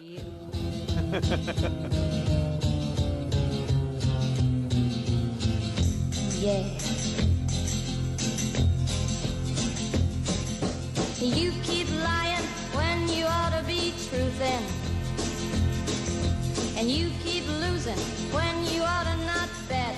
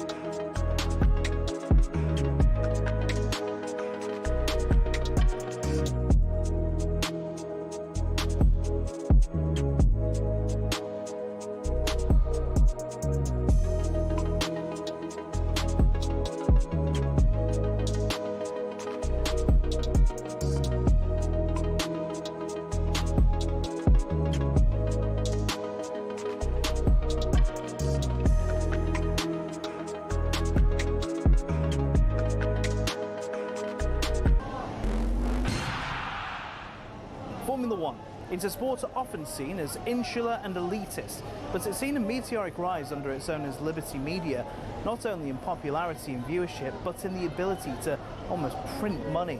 From greater access to more races, here's how it happened. For decades, Formula One was owned and run by one man, Bernie Ecclestone. He was old school, someone who thought the sport itself was enough, and there was no need for all this modern marketing and social media nonsense. But in 2016, Ecclestone agreed to sell his baby to American group Liberty Media. It cost Liberty Media $4.4 billion, and they quickly got to work. We got an F1 app almost immediately, and teams were allowed to show us more from behind the scenes. One of Liberty's most important deals was with Netflix, which in 2019 brought us Drive to Survive. The effect? An almost 70% rise in viewership for races in the US alone. It's massively benefited Formula One online too, with a rise from 7.8 million followers across its social media platforms in 2016 to around 50 million today. New eyes are on the sport too, with F1's own subscription TV channel, which people can watch anywhere in the world. But the main market they've tapped into is the US. There's now 3 races there a year, in Texas, Miami and Las Vegas, and an American-branded team, Cadillac, getting involved in the sport too. More races seems to be the direction of travel. A street circuit in Madrid's being welcomed onto the calendar, while conversations around a Grand Prix in Africa have ramped up in the last few years.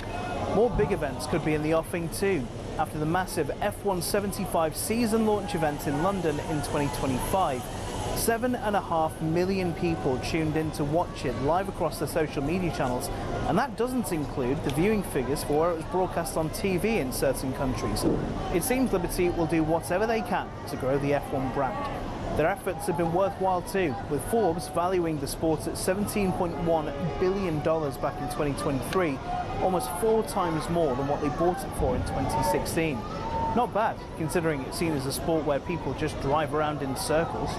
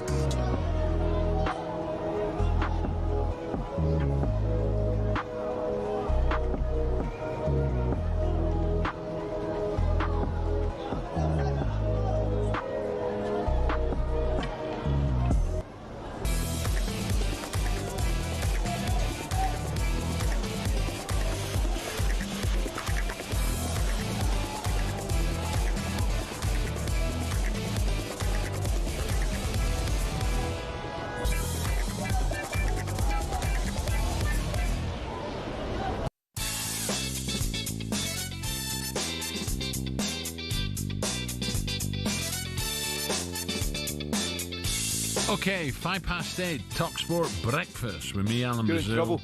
Alan McCoist. I'm in trouble, am I? You're in trouble. I feel like I'm sitting in the main... No, I'm sitting in the main stand at Ibrox, all alone. Look, no, there's no one here, just the bad me. news for you is, we've having the boys been listening to the show the last 20 minutes, and they're right, you're way over the top.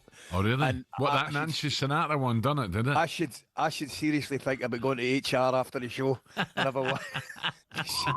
The wee man was like, says, Da, you're letting him bully you.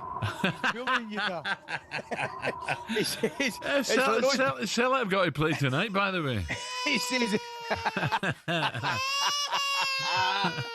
I said to the wee man, don't worry, wee man, I'll be back. What one's that? Who's the wee man? Is that Mull? Is it Millport? Is it Millport? Harris? Aaron? Who is it? We Harris. Hey, Stormaway Orkney. What's that one called? He says, Da, you need to start swinging back. Why are you going to do that up in Glasgow, you tube? I've no chance. Carry on. Right, we start this hour by talking about Newcastle's naughty number 9.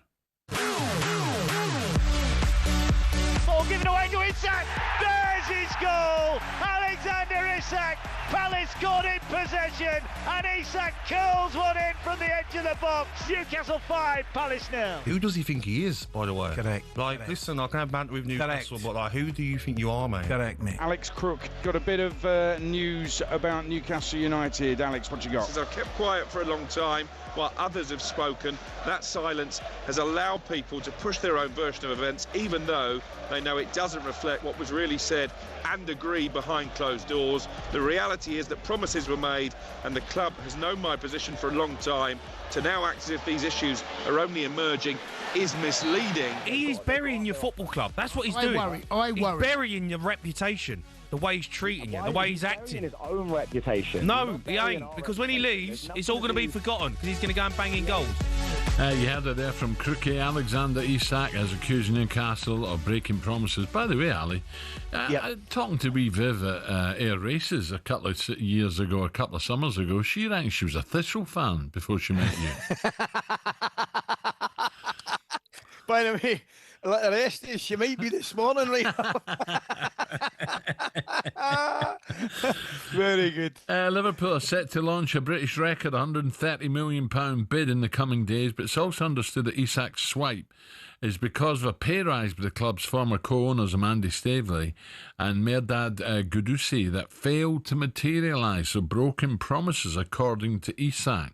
Newcastle respond by saying, no commitment has ever been made by a club official that Alex can leave Newcastle United this summer. But Alex remains part of our family and will be welcomed back when he's ready to rejoin his teammates. Let's take a quick call. Can you believe that? 03717 223344. Someone's telling porkies. There's a number to call. Good morning to Owen, the Newcastle fan. Owen, how do you feel about this, Owen? Morning, Owen. Who's telling fibs here? Morning, fellas. Are you all right? Yeah, good, Owen. Good. Well, great, mate. Can I just say, I think you two are the dream pairing, and you always give fair and balanced views on everything here. Well, we try. That's very kind of you, mate. I'll do our best. That's kind of you. We have a bit of fun, but we do, when it's serious, we do try and be fair, honestly. It's Jocks and Geordies, the two are like. Not wrong. My point here, it is in line with the Isak thing, but it's in line with the Johan Wiss, I think. I think where we're going at the moment, right, we're going into very dangerous territory for the future of football clubs. I'm a Newcastle fan, right? I don't condone what Wiss's doing in equal measure of what I don't condone what Isak's doing. What is the point in having a contract? Now, I've seen his post last night. He's got his own reasons. I thought the club statement in response was absolutely brilliant. It's a question here of who you believe. But Owen, I don't think this is new. I think this has been going on for a few years, mate. I don't know how long it's been going on for. It's been pushed in the media plenty. Not just with Isak. I mean, Premier players, have just suddenly said, I'm not playing any more, tools down. That's what I mean. Oh, Alan, it's absolutely disgraceful. I mean, these players need to remember they were happy to commit to these football clubs. They were happy to take the wages on offer, and they were happy with the terms of the contract. And to cave into both these just sets a dangerous example for the future. And hey, let me be crystal clear, I'm a Newcastle fan at the minute. I don't really want Wissa for what he's doing at Brentford either. Oh, and tell me, mate, I was at the game in Saturday, and I'll be honest with you, I thought your team were unlucky. Certainly, I don't think Villa played particularly well, and I thought if there's any team going to win it, it'd be Newcastle. But I was listening, I was having a chat with a few of the Geordie boys, Newcastle fans. Where are you with it, mate? Because it's all very well saying, that he's part of the family and all that, and I get all that. However, from what I was looking at and hearing, I think it's a long way back for him to reintegrate, is the word they're using, into the Newcastle squad, if that was the case. Oh, Ali, you're absolutely bang on. I mean, how fans feel now, they've pretty much lost all love for the guy. If he came back and he stayed in the team, they'd support him, but there's a long way for that to happen. He's going to have to apologise to the fans, to his teammates. And what a shame, Owen, because he's some player. What a shame. Yeah. His legacy for good here. I mean, he would have went down an absolute hero, but he's not going to go out in a good way. I don't know how it ends, but I don't think Brentford or Newcastle should cave into the demands of either of these players because discuss. Good point, Owen. Thank you. Plenty to talk about to our next guest. But first, let's get his views on this ongoing saga. A very good morning to former Premier League striker, big Liverpool fan as well, now banging in the goals for Basingstoke Town. Charlie Austin. Charlie, good morning. Charlie, morning, Paul. Good morning, chaps. How are we? We're well, Charlie, listen, mate, before we go any further, unless I'm mistaken, Basingstoke played one, scored one, some things never happen. Is that right? Never change, I mean. Never change. The goal don't move out. It don't matter where you play, the goal don't exactly, move. mate. Doesn't matter whether it's the top flight, Basingstoke, five-a-sides. The wee man knows where the goal is. Hey, I don't mind playing five-a-side either, let me tell you. By the way, what do you mean the wee man? He's taller than you, Ali. Well, they all are nowadays, that's for sure. How you enjoying it, pal? No, good. It keeps me ticking over. Like, the full time wasn't for me anymore. I just got to the bit where I needed to stop, and now it keeps me ticking over. I'm delighted that I can they give me the opportunity still to play. So that's the main thing. Charlie, before we got on a few bits and pieces, you heading to York? Will you get a chance to get up there? No, I won't, unfortunately, Al, which is disappointing. But I will be glued to the TV, of course, I will be. Yeah. Right, what about player power? Is it getting out of hand with Isak and Wissa? Situation at Brentford is similar as well. Can anything be done about this, Charlie?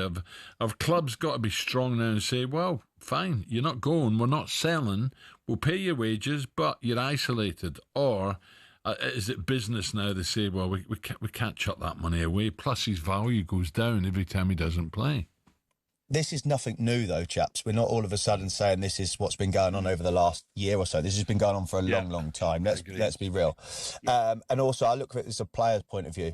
When the clubs don't want you and you've still got 2 years left of your contract, they'll soon get you. They'll soon make it difficult for you and want you out the door. Right? That's a scenario of it. But I think Newcastle are in a position now where a lot of football clubs are looking at it thinking, please be strong, because you could actually set the tone now for the rest of the football clubs. Because if they do give in, and then what's it still say? Player power is at its strongest. Flip side of that, if you look at how Johan Wissa's doing at Brentford, Newcastle want him, but Owen's saying that he doesn't agree with the way he's going about it, but ultimately he's trying his best to get out of the football club. Yeah, if you go back to Southampton days, Virgil van Dijk, he kicked up a fuss, didn't he? He went Celtic, Southampton. He wanted to go to Liverpool, and he got his move. He got his wish. Yeah, and they all did. And even close to that, I know we can think about it, it's a bit different. Ronaldo went on a big Piers Morgan show and gave a big scathing statement about Man United, pretty much saying what he thought, and then got sacked. Charlie, where are you with the situation? I get it, and I've had it myself. I'll be honest, I've had it myself, where I've had an agreement with a manager or a coach, and it's verbal, and it's not written in the contract. And to be fair, everything that I had in the verbal agreement, the gentleman's agreement, was honoured, so no problem. But where do you sit on it? Because a lot of people, understandably, and I get it as well, will not have a great degree of sympathy for players in this day and age who have gentlemen's agreement, when it's all about agents, it's all about getting things in their contract. So I can see it from both sides, mate. Where are you in it? I can see it from both sides, but as you well know, football's in a position now where the agents are in full control pretty much of what's going on and what's been put into deals, and gentlemen's agreement, handshake or whatever is not enough, unfortunately. It really isn't. I don't understand why the players now almost don't get release clauses in their contracts to prevent this kind of situations happening.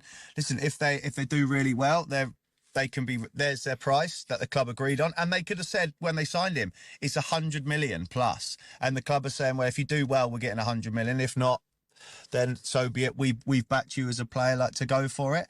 I think the ultimate thing, as I look at it out, this transfer window with these two signings, it's one thing for Isak to leave for Newcastle. Newcastle want Wissa. What I don't understand is, more than anything, is how both of them are going about it, like trying to break out in the way they do. And then you go on the flip side of Abichi Eze from Palace to Crystal Palace, and the way, and he's performing. Like you said, charities, FA, you go back, last season, you go FA Cup final, Charity Shield, opening day, and you're like, do you know what, you're going about it the right way. And I think almost, if he does get his move, Crystal Palace fans are being like, I wish you all the best. You've done nothing but honoured the football club. Yeah. Charlie, listen, before we let you go, mate, you've got Plymouth Parkway at home on Saturday. Tell us a bit about them, mate. Oh, yeah, you're out of Sorry, order. Al, the signal cut out a little bit now. Yeah, he's bang out of order. He's smarting over last night's result. Just because Al's giving you a bit of stick about last night, don't take it out on me, mate. Sorry, pal. I couldn't resist it, mate. Charlie, all the best of the weekend, pal. Good Thank luck, you. pal. Cheers, boys. See you later. All the best. Well, mate. You're out of order, by the way, McCoist. I've been taking a batter all morning. I need to swing back. What about this? Newcastle Liverpool live and exclusive on talkSPORT this Monday night. What will progress in the Isak saga between now and then? Anything coming up? We've had so many requests this morning. What price are Rangers to get relegated? Oh no, they are really having a pop at you. We'll find out next with the Blue Boys from Coral.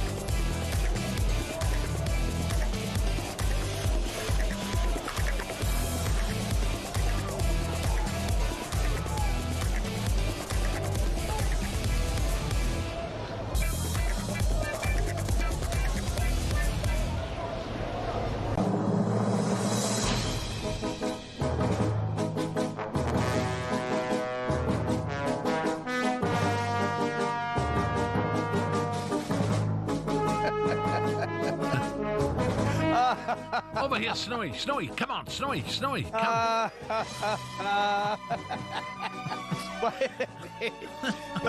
I love it, Ed. Hershey's Adventures of But Tintin.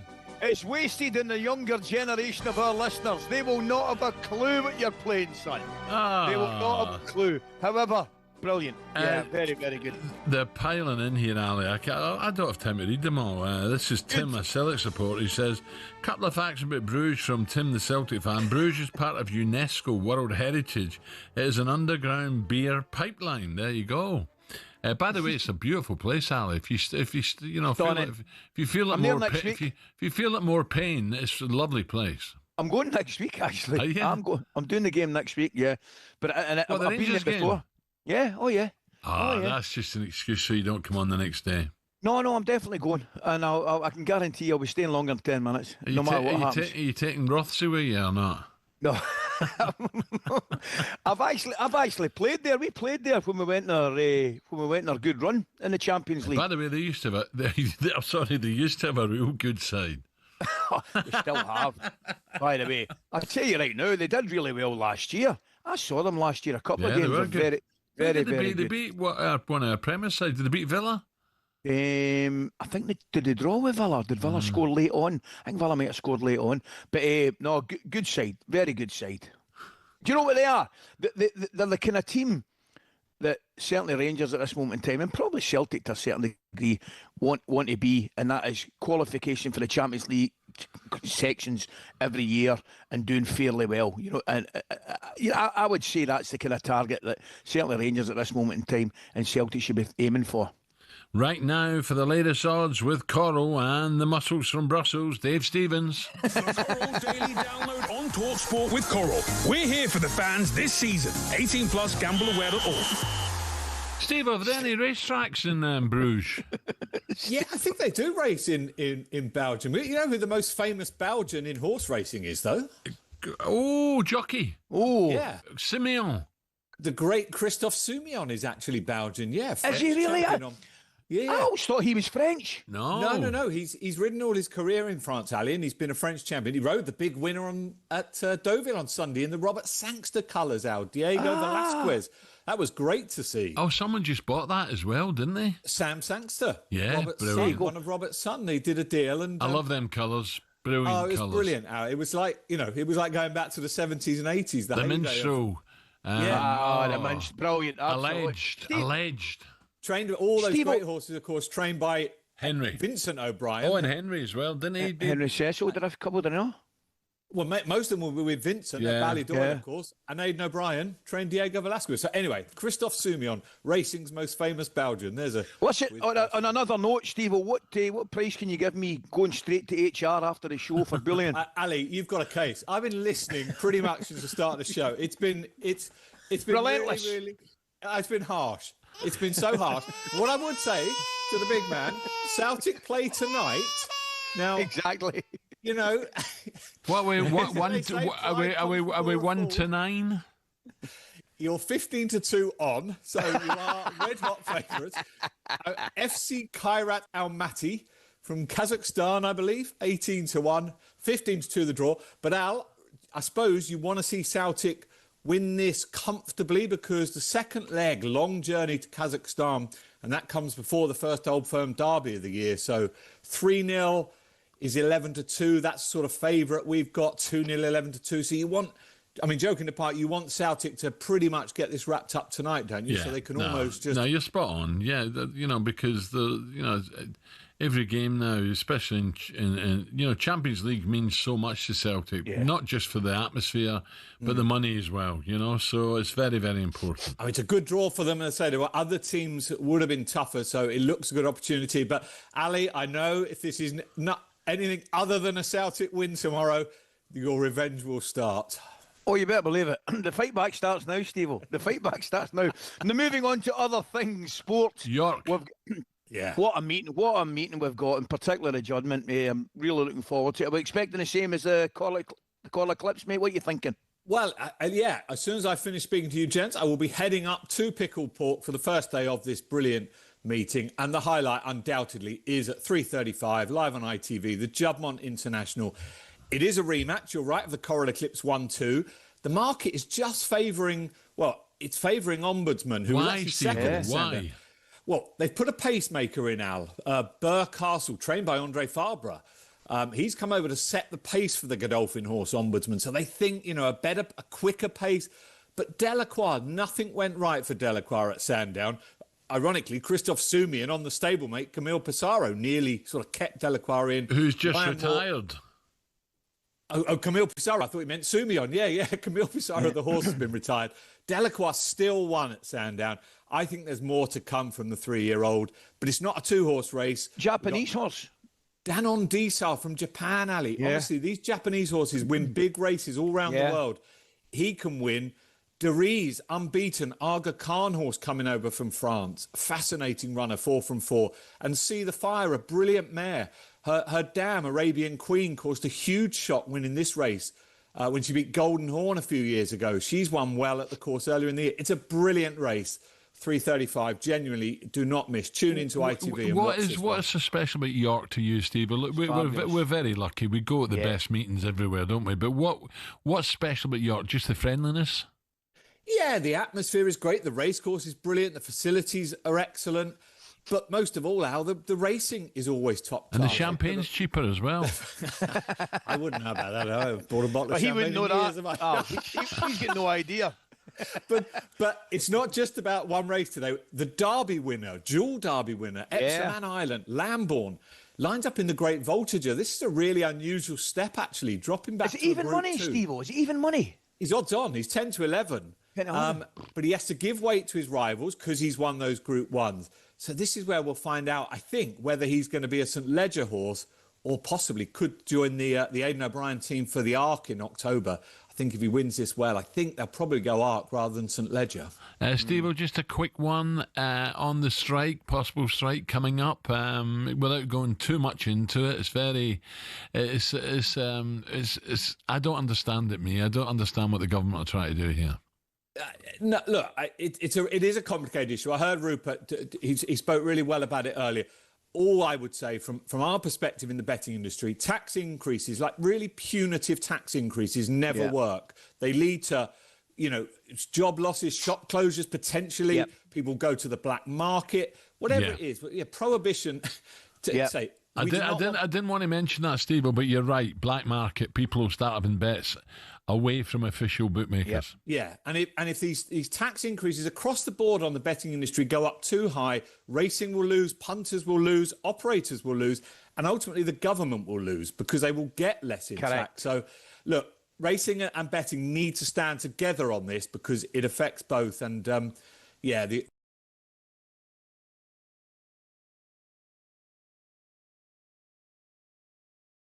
Steve-O, have a safe journey up there. Have a great day. Hey, Steve-O.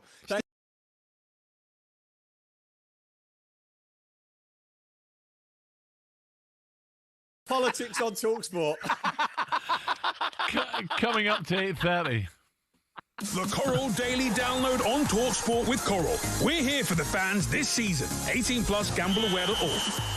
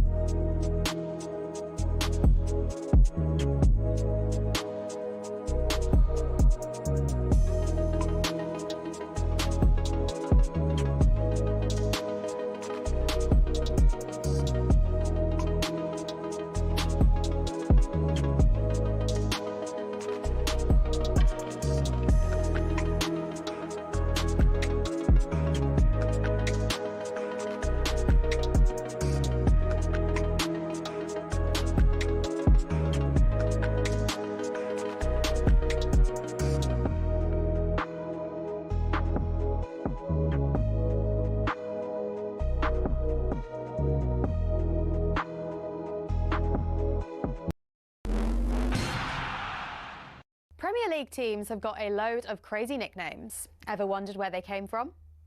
Some are pretty straightforward. Arsenal are the Gunners because they were founded by a group of munitions workers, and Bournemouth are the Cherries because their old stadium was built right next to a cherry orchard. Then there's Everton. They're dubbed the Toffees, but why? Well, because when the club was formed, just down the road there were 2 local toffee shops. Ipswich Town nicked their nickname off their opponents in the late 90s, Birmingham. The term Tractor Boys was chanted as a way to tease the team about their farming background, but they started using it themselves as a way to cheer on the team in victory instead. Take that, Birmingham. Let's head to Leicester, famous for more than just a red, well, orangey cheese and Jamie Vardy. Leicestershire's also the birthplace of fox hunting, hence the Foxes. Crystal Palace's nickname came from an extreme makeover. They were having a nightmare run in the 70s, and when they were relegated, their manager, Malcolm Allison, wasn't having it. I know what will make us better, he thought, a new nickname. The Strong and Deadly Eagle sounded like a pretty good bet. And there's more to that story. Brighton used Palace's nickname to inspire their own. Ooh, bird, they thought. Let's just pick a different one for us. And so, in a heated match between the two teams back in 1976, when Palace fans began chanting, "Eagles, Eagles," Brighton fans had the perfect reply. Seagulls, seagulls. So next time the away ends chanting their crazy nickname, you'll now know exactly where it came from.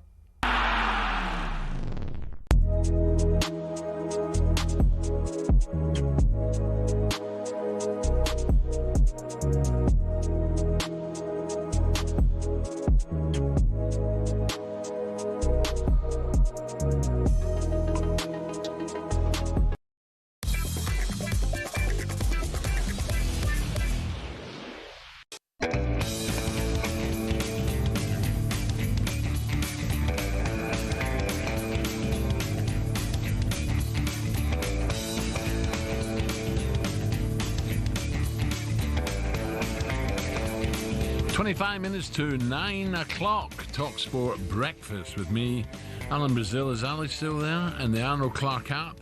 Buy a car and opt in to Arnold Clark Rewards to enjoy access to great giveaways and everyday perks. Now it's time for this, and I told you so.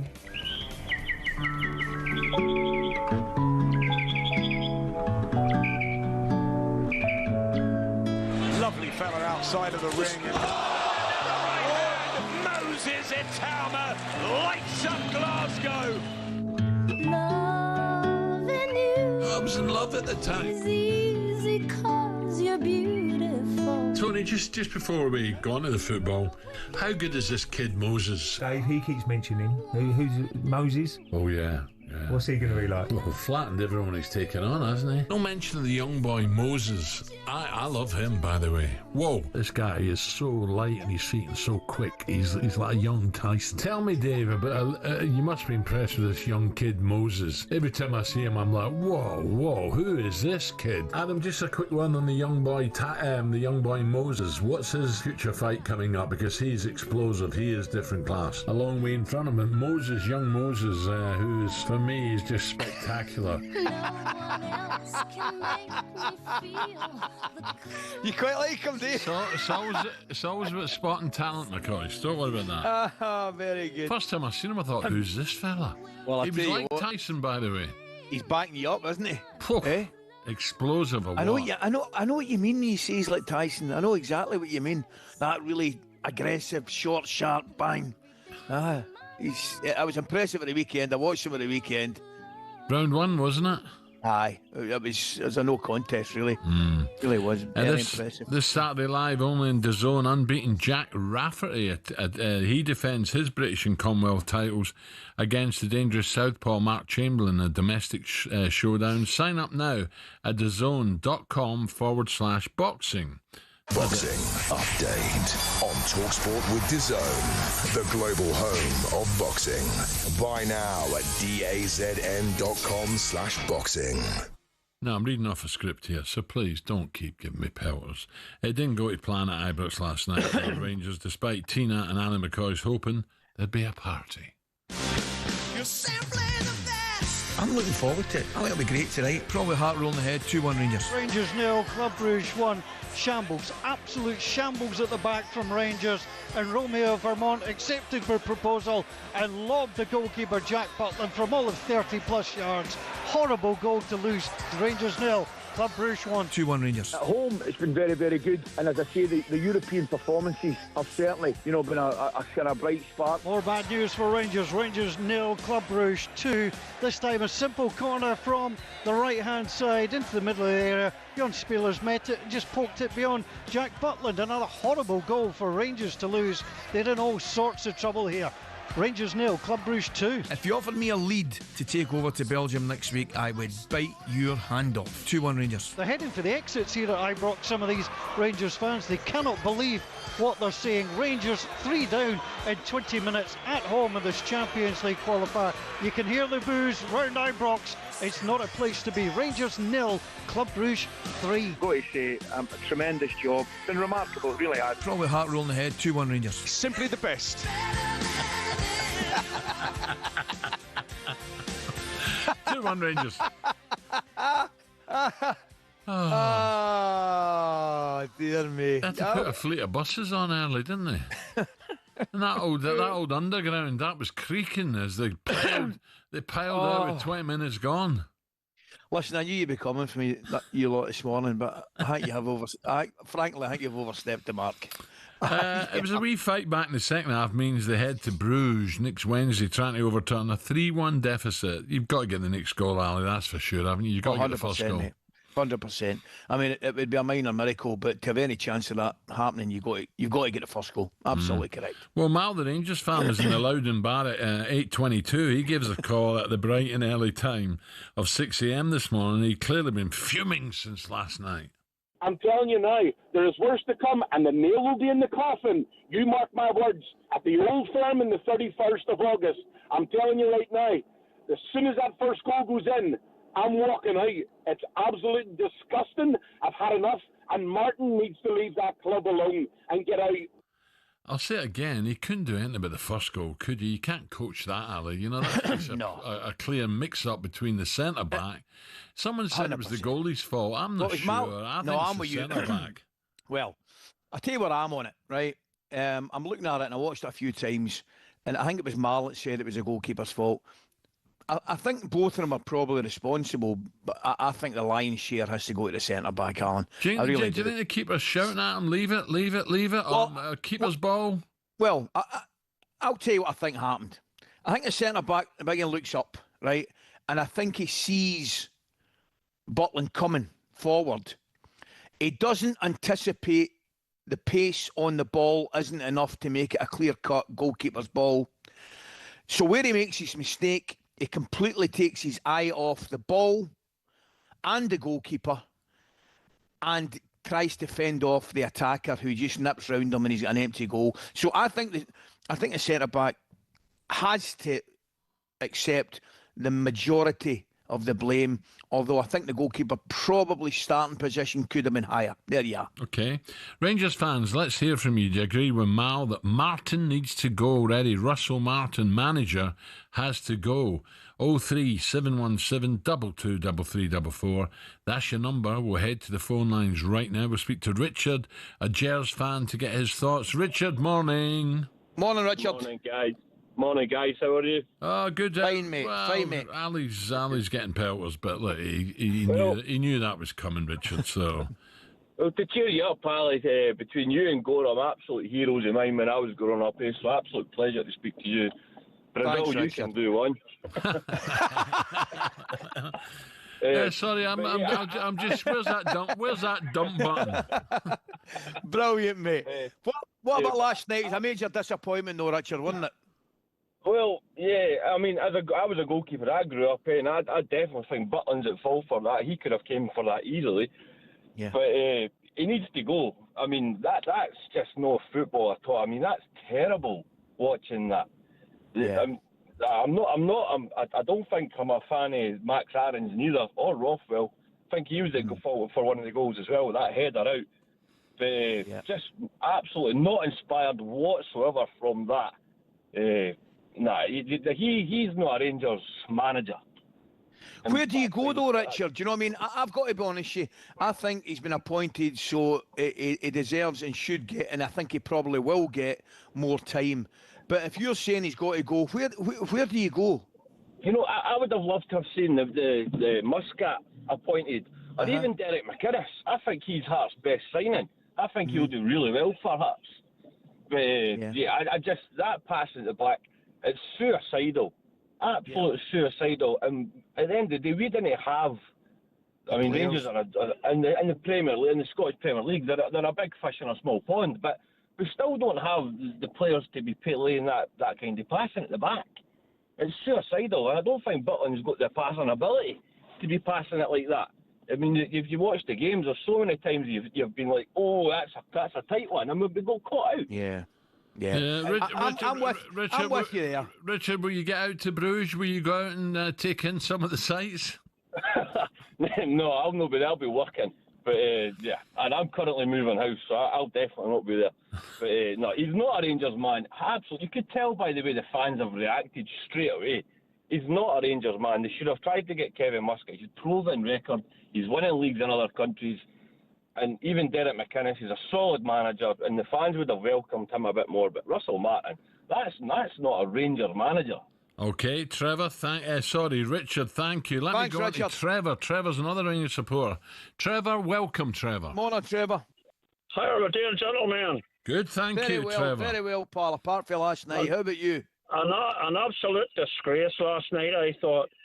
And as for Russell Martin, they're talking about giving him plenty of time. Do you know what I think? I think Barry Ferguson and the boys should have been kept on for another season at least. Yeah, I'm with you, Trevor. I'm with you, mate. They're bringing in defenders there. In my opinion, they've let better defenders go. They had a big boy there, John Lee Yafoko, who they got rid of. Robbie Fraser. In my opinion, like Robbie Fraser at left back, any time he came in, he was a brilliant wee player, you know. Trevor, I thought Balogun might have been the best centre back of the lot. You know, I've got to be brutally honest. You know, let him go. Yes, you're right there. Balogun was a good man, a good solid defender. But you know, even John Shooter, I think, has let me down a wee bit too. You know, he plays good sometimes, and then other times he looks lost. You know. Trevor, one thing I would say, look, I'm not backing the keeper at the hilt here, but I think the centre-back, for me, it's his fault, the first goal. And the third goal, Trevor, the goalkeeper's got no chance with that third goal, by the way. Oh, that's right, aye. But there was nobody marking him at all. You know, he was just left on his own. Yeah, he ran onto it and he smashed that. That was unstoppable. Trevor, thank you. There you go. So Richard and Trevor there. Trevor's not exactly from Kings Park, is he? Right, let's look ahead to the next hour of the show with Benchmark. Superstar Breakfast preview on talkSPORT with Benchmark's Kitchens and Joinery. Get trade prices on kitchens to suit all styles and budgets at Benchmark's.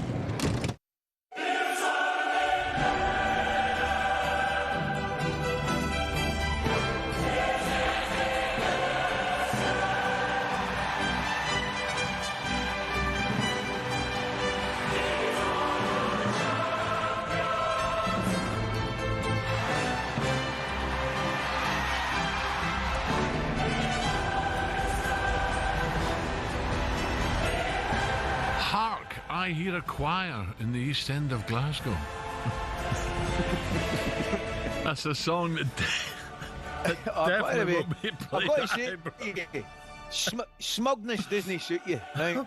It's not me playing these. You know, I just read. We'll turn attention to the other side of the city as Celtic take on Kira Almaty tonight. Former Hoops boss Martin O'Neill will kick off the Champions League build-up. And Newcastle fans, keep your calls coming in. Isak says promises are broken and that him leaving is the best for everybody involved. Are you ready to wave him goodbye, or should he spend a year in the reserves? 03717 223344. Give us a call. That was our breakfast preview with the Champions League theme and Benchmark. Superstar Breakfast preview on talkSPORT with Travis Perkins. With 250 hire branches nationwide, it's easy to hire at Travis Perkins.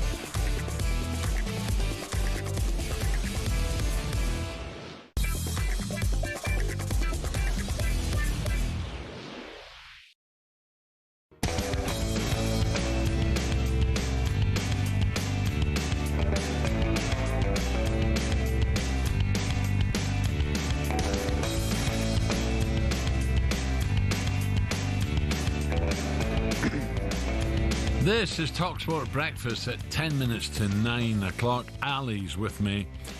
By the way, Ali, that punter earlier was talking about Love Street. It's St Mirren Park now, isn't it? Correct. New stadium, mate. Yeah, New stadium. Very tidy. Very tidy it is too. Yeah. In fact, it'd be the nearest stadium to where I live. There you are. Is that near the airport? Because Love Street was exactly. Well, it's actually, I'm trying to work it out now. It's probably be the same, but equidistant to the airport, not far from the airport at all.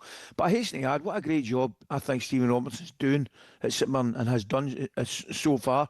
They knocked Hearts at the Cup and penalties at the weekend as well. Doing a great job, and that is, in all seriousness, I know it'll bring another smile to your face. That's a tough place for Rangers to go at the weekend, mate, honestly. Dear me. So where was it you met wee Viv? Was it the Lismore pub when she was watching the Thistle? No, she was one behind the bar in the Jags Arms. And she wasn't. Of course she wasn't, a bampot. You lost your marbles. I never know with you. Right, what do we know this? What do we know this Wednesday? Alexander Isak says promises have been broken by Newcastle, and the relationship can't continue as he looks to push for an exit this summer. He says choose his own future despite being ordered to make a world heavyweight title fight. This is not Alexander. Oh yeah, Usyk, right? Usyk. Sorry, I'm getting mixed up with Isak and Usyk. But that'd be an idea, though. I think Newcastle should play Alexander Usyk through the middle. I think Isak should fight your man. That'd be an interesting concept. Ooh. So Alexander Usyk says choose his own future. Despite being ordered to make a world heavyweight title against Joseph Parker. He's come on a ton, Joseph Parker. He has, by the way, yeah. And after his return to rugby after 18 months, this is an interesting one. Bristol Bears' new signing, Lewis Rees-Zammit, he told talkSPORT, said he felt his talent was being wasted while trying to crack the NFL. Ali, we'll hear from him in a moment, but the NFL, there's so many rules, so many plays, so many things you got to have in your head. It's not easy, is it? Let's hear what he said. Yeah, so I've been kind of thinking about it for a while. I just felt like I was kind of wasting my talent over there. I was kind of getting minimal reps because it's so hard to make it in the NFL, and unless you go through the college system, it's even harder. So, yeah, I just thought right now was the perfect opportunity to come back, especially before the season started. But yeah, I've had a whirlwind of the past couple of weeks, and I'm just so excited to get back. There you go. He said he wants to play for Wales again. Why shouldn't he? Crikey, he'll get in that side. Expecting fans to welcome him back, Ali. I think so. What do you reckon? Yeah, I'm with you, mate. And why wouldn't you? He's wanted to give himself an opportunity to try something different. He should be applauded for that. Anything other, I think, would be wrong. It probably hasn't worked out the way they've hoped and wanted. That's fine. Not everything goes your way all the time. And he'll certainly be a key player for Bristol Bears next season. And I think, well, let's be honest about it, if he plays at all, he walks into the Welsh side as well, doesn't he? Yeah. Right, I don't know what to make of this next section. I really don't. Time now for a bit of this. No, not a day. The Premier League title is coming back to Anfield after a 5-year absence. The morning is mostly when I drive in and then I listen. It helps me with my vocabulary. Although if you're listening to Alan and Ali, the Scottish guys, that can't help your vocabulary, can it? Traditionally, we eat haggis titties. Fourth significant sale from Liverpool this summer. Trent's gone, Quasi's gone, Gallagher. The humour is quite nice. No, it's a good show to listen to in the morning. Thank you, Arnie. We don't need no education. You know, I heard that before, Ali. We wake him up in the morning. When he can't sleep at night, he puts the numpty bar on and he soon drops off. But nice, eh? That was very good. I spoke to the man at Wembley before the Community Shield, and he did say he listened to a bit of talkSPORT, and you were his favourite. Well, he never said you were his favourite presenter, really, but he did say he was listening to a bit of talkSPORT, which was great. No, I like him. He's an impressive man. I really do. So after Arnie told Danny Murphy he listens to The Breakfast to aid his vocabulary, the brains behind this show have decided it's time to give the Liverpool boss more of what he wants as we launch a brand new feature. God dear. Educating Arnie. Ali has a collection of phrases and sound bites in front of him, and it's our job to explain to Ali exactly what they mean. Over to you, Ali. But wait, before we get any further, this is going to be an education to me. And me. Never mind Arna. The first question is you've got to explain to Arna and the rest of the listening world out there, what's the difference? This is a good question to start proceedings. What's the difference between a tube and a numpty? There's not a lot, is there, really? You know, a numpty's just, what a clown. And a tube really is, someone ignorant, stupid, there's not a lot between them, is there? No, I agree with you, but I think, do you think I'm right in saying this? A tube's probably an upgrade, a slight upgrade on a numpty. Yeah, I think a numpty's your Dolly Dimple. Yeah, you haven't got a Scooby. Whereas a tube, you've just been stupid. Agreed, mate. Agreed. Now, here's another one. Anna might not be too quite sure which country this world-famous publication and journalist came from, but you're going to enlighten him. Eleftheric Typos. Goodness me. I hope I pronounced that right. And let's say a very good morning to next guest, George Georgiakopoulos. George, good morning. Good morning. You didn't do too badly, actually. Well, George is quite clearly from the Greek islands of Paros, near Santorini and Mykonos. There you go, Arnie. I've got to say, how much of a gentleman was wee George there? You didn't do too badly. Oh, you try and say it then. No, I'm not going to. You know what country it was in, obviously, yeah? Yes. Right. With that in mind, how do you pronounce the name of Liverpool's second or third choice left back? Kostas. Come on, give me it. I've no idea. Right, I'm going to spell it. Tsimikaz. Oh, yeah, Sikikas or something. Yeah, I know what you mean. How do you spell it again? C what? T what? Tsimikaz. Simitas. Well, I need to write it down. What is it? Look at him. He's nearly fallen off his chair. What is it? Well, give you a clue. It ends in K-A-S, not T-A-S. Oh, who cares? If Andy doesn't know his name, he shouldn't be manager of Liverpool. There you go. We're trying to Simitas. Oh, by the way, I was miles out, wasn't I? Well, you said Simitas. You were all over the place. You're not. No, wasn't he? No.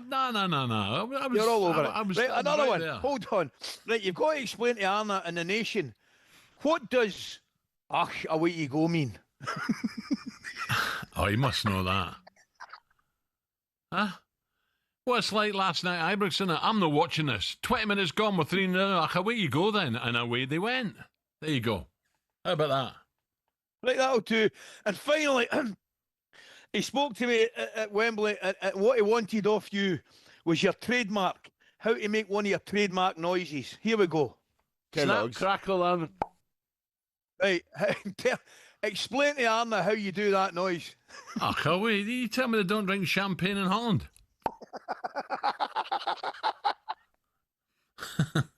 Right. What bright spark brought this up? I don't know, but I've enjoyed it. Right, get to a break. Right, I'm now Rangers Supporters Club. I'm off home. See you later. I'm not doing that again. 9 o'clock. Snap, crackle, and...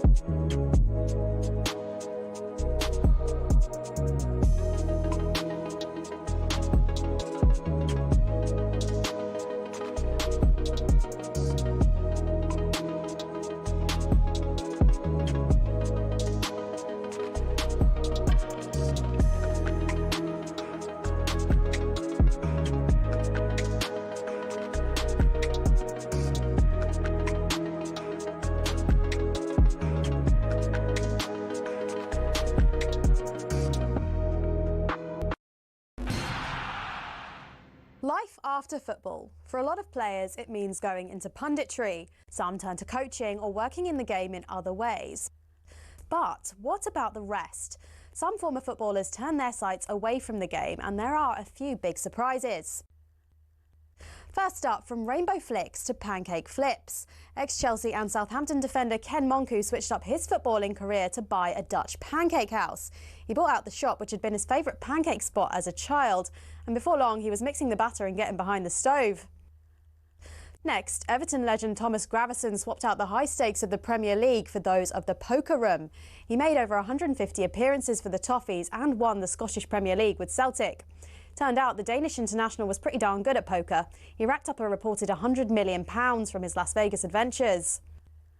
Remember former Chelsea goalkeeper Petr Cech? Turns out football nets weren't the only goals he was pretty handy in front of. After retirement, he became a goaltender in ice hockey. Same skills, very different surface. And he even won a Division 2 title with Guildford Phoenix. For ex-Liverpool centre-back Daniel Agger, it wasn't just fancy footwork that was in his blood. He was also pretty good with his hands. The Denmark international turned to tattoo artistry after he hung up his boots. He'd qualified as a skin artist while at Anfield, and he then became the co-owner of his own tattoo company as well. It's not all glamour for ex-pros, though. 1966 World Cup winner Ray Wilson set up a very different kind of business. He became an undertaker after he retired. Finally, not many people can say they've won both a World Cup and starred in an Oscar-winning film. In fact, there's only one person in the entire world who can say that. Frank Leboeuf, the former Chelsea defender, was part of the 1998 France squad who won the World Cup. He ended up marking Brazil's Ronaldo in the final and helped his side to a 3-0 win. But Leboeuf had already begun acting on the side while he was playing football, and his biggest role came some years after his retirement when he landed the part of a doctor in the Stephen Hawking biopic The Theory of Everything. I embrace the career of acting, so I want to learn more. So seeing lots of movies is a part of my job. To be honest, with all the dramatic diving in the game these days, there's probably tons of ex-pros who've got the acting skills to make it in Hollywood.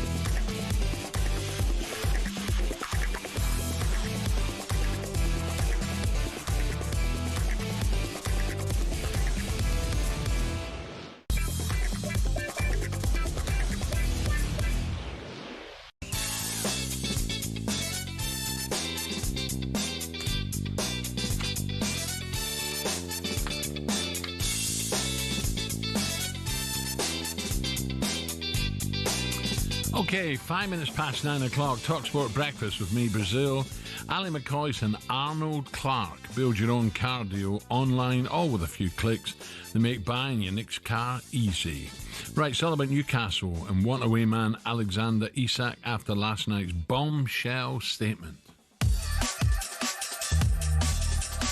Alex Crook got a bit of news about Newcastle United. Alex, what you got? Explosive statement has just been dropped by Alexander Isak. He says, I've kept quiet for a long time. The reality is that promises were made and the club has known my position for a long time. Alexander Isak goes on to say, when promises are broken and trust is lost, the relationship cannot continue. That's where things are for me right now, and why change is in the best interest of everyone, not just myself. Now, this is Newcastle reacting to that bombshell Instagram post from Alexander Isak, where he talks about broken promises and the loss of trust. Alex remains under contract and that no commitment has ever been made by a club official that he can leave Newcastle United this summer. Alex remains part of our family and will be welcomed back when he is ready.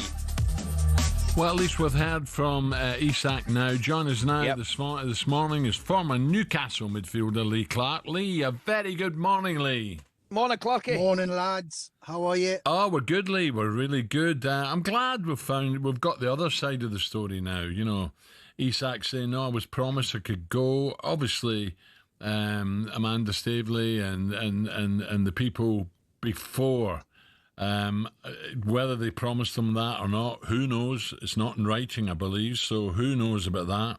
It's a difficult one, Lee. How do you feel about it now? Do you think it's only a matter of time before he does leave the club? Well, first of all, lads, thank you two, because we've spoke about this for months now, and you're like a support group for us on this one, so thanks for that. Listen, it's a complete mess. It's a complete mess. It has been from start to finish. Yes, there's been the talk that before Amanda Staveley left, she spoke with Alexander Isak's representatives, didn't put it in writing, and said they were thinking about giving him a new deal, which he thoroughly deserved, by the way. She moved on, it hadn't happened. Paul Mitchell come in. He allegedly said that, no, you've got 3 years left on your deal. Yeah. We'll assess it later on down the line. Alexander had an unbelievable season last season, helping the club to one of its best ever seasons in terms of winning a trophy after such a long drought and getting in the Champions League. But then since then, lads, it's just been a mess. This summer's been a complete disaster for the club. You know, everyone had so much excitement going into the new season after what happened last year. And I think the bottom line is you just cannot behave the way he has. You cannot just stop training. You cannot just stop playing. I get he's frustrated. I get he's angry. But at the end of the day, if there has been promises, the one club who have wanted him, they've offered way short of Newcastle United's valuation. End of story. Got to get on with your job. You've got to get on with the job that Newcastle United are paying you to do, and you can do it. I mean, not going to be hypocritical here. We've got an issue with Visser at Brentford. We want him. He's unhappy that Brentford aren't letting him. He's stopped playing. I think he's integrated himself back in training with Brentford, but obviously he's very short on match fitness. So we're not being hypocritical. I just don't believe that's the right way the players should be going about it. Yeah. Take the example of the two boys at Palace. Yes. Eze and Guy. They've got potentially great moves ahead of them. What they've done, they've made themselves available, and they've been terrific in the games. And they've been so professional. They've been superb. And if they were to leave, Palace fans will be disappointed, but they'll say, you know what? They give everything for this club when they were here in the club and the fans with respect. Because as you say, Isak, you know, they love a centre forward at Newcastle, don't they? And he's been magnificent. You know, what a shame this is. What a shame. Yep. It is. He's up there with the very best that we've had. There's two guys there got statues, Jackie Milburn, you know, and Alan Shearer. You know, if he had stayed a bit longer and continued what he was doing, who's to say, you know, he couldn't have had that as well. Where's Mickey Quinn's statue? Is that outside the pub opposite the railway station? It's in his living room. Working on it. They're still working on Quinny's. They needed a bit more marble or whatever to do his. Clarky, tell me, mate. I was going to say to you, it's all very well. I said to Big Al earlier on the show, it's all very well having gentlemen's agreements. And by the way, it'd be hypocritical of me to say, you know, it's a bad thing, because I had one or two myself at clubs, and they were always honoured, no problems at all. But is that a thing of the past? Are we now seeing that that's a thing of the past? The way football is going, massive business, everything has to be written down by the letter of the law in a contract.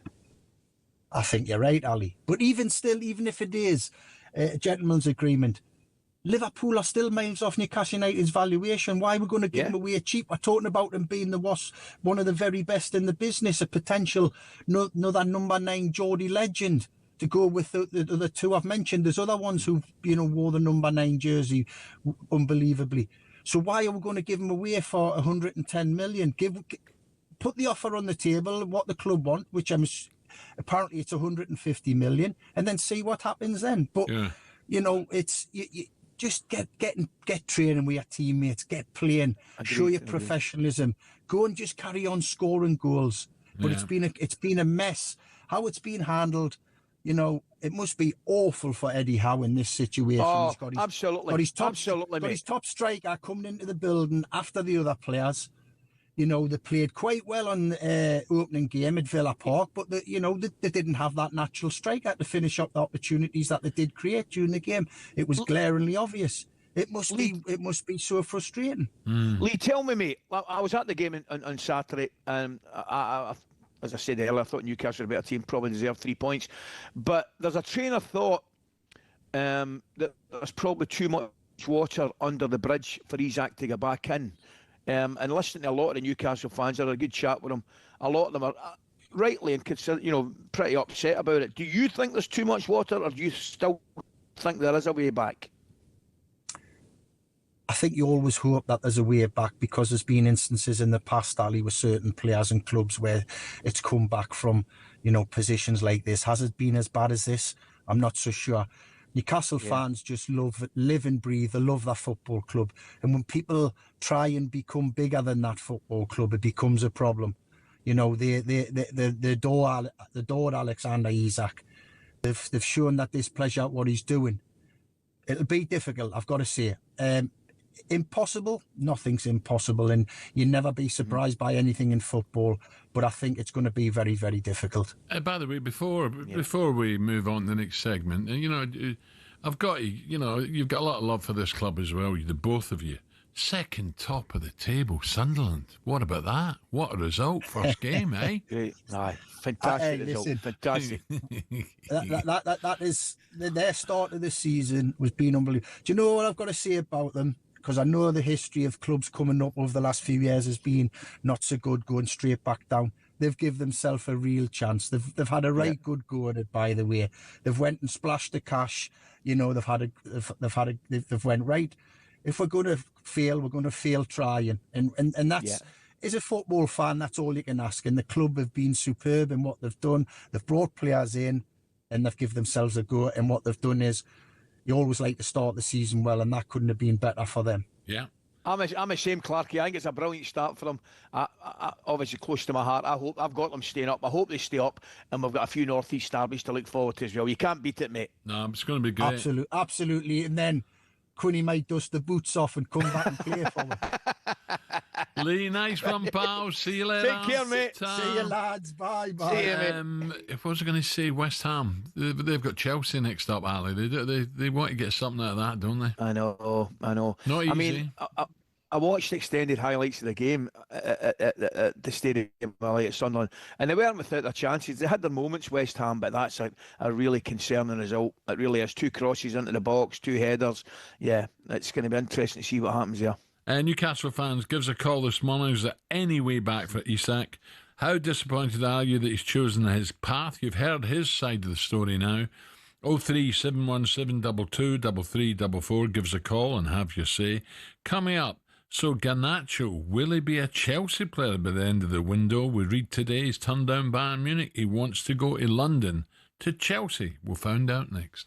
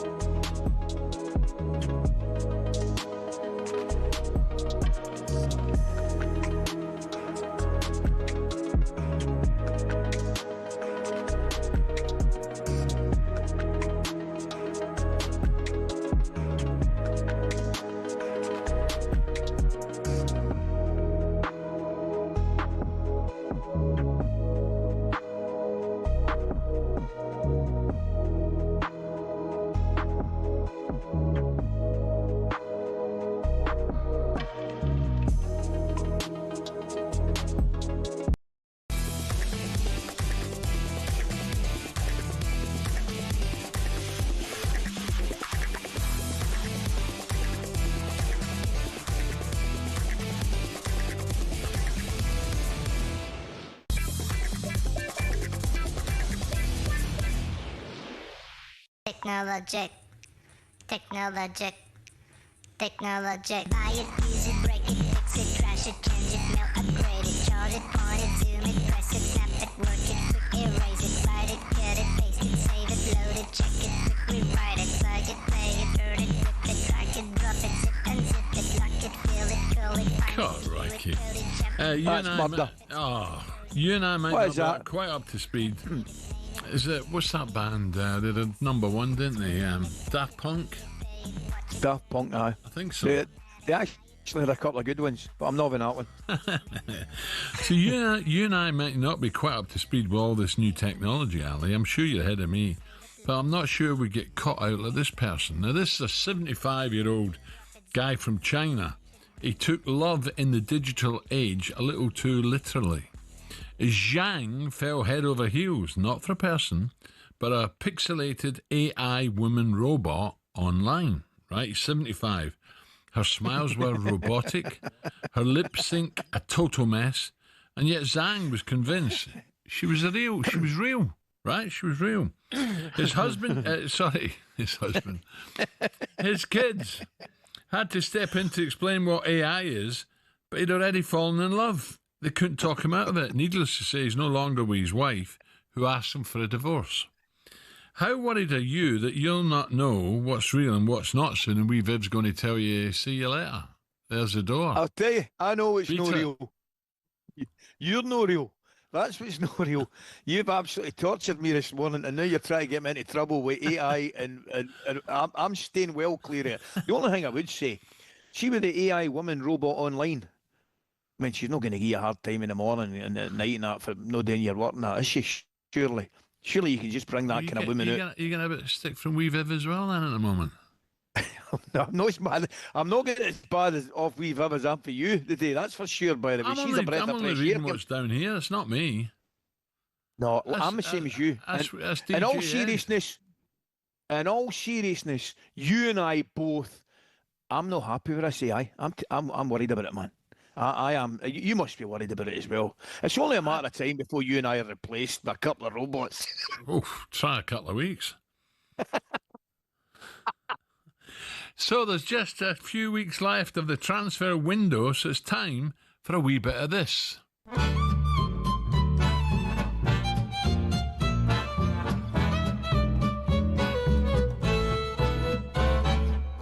Rookies Roundup, right here every day. Rookies Roundup, which players are on their way. If an agent's got a story. Hello, Alex Crook. What you got for me? Crookie gets it first. Yeehaw, cowboy! There's a snake in my boot. He gets all the gossip from the best players to the worst. Of course, it's time for Crookie's Roundup. He's the very best. He's the rootinest, tootinest journo in the Wild Wild West. Crookie's Roundup. Yeah, I know Buzz from my Bournemouth days, actually. Here to tell us about all the movers and shakers is talkSPORT's chief football correspondent, Alex Crook. Crookie, morning. Morning, good Crookie. Morning, we good? Are we heading to York for any of the days? Tomorrow, yeah, looking forward to it. Not done this meeting before, not been to York before, so yeah, really excited. Oh, magic. You up there with your mates, your family?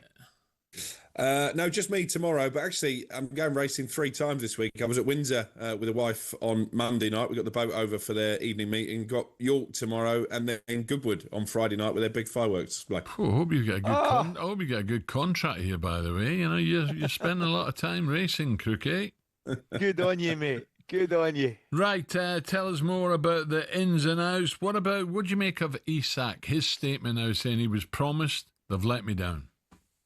Well, this is the gift that keeps giving this transfer window, isn't it? The saga that really has kept us enthralled and entertained in equal measure. I guess unless you're a Newcastle fan and to a certain extent a Liverpool supporter, I think there's a misconception that the broken promises that he talks about in the statement are relating to this transfer. You can read into that he was promised a move away. My understanding is that was never the case. Nobody at Newcastle has ever promised that he would be allowed to leave. I think. Are you talking about who's there now, Crookie, or what about Amanda Staveley and the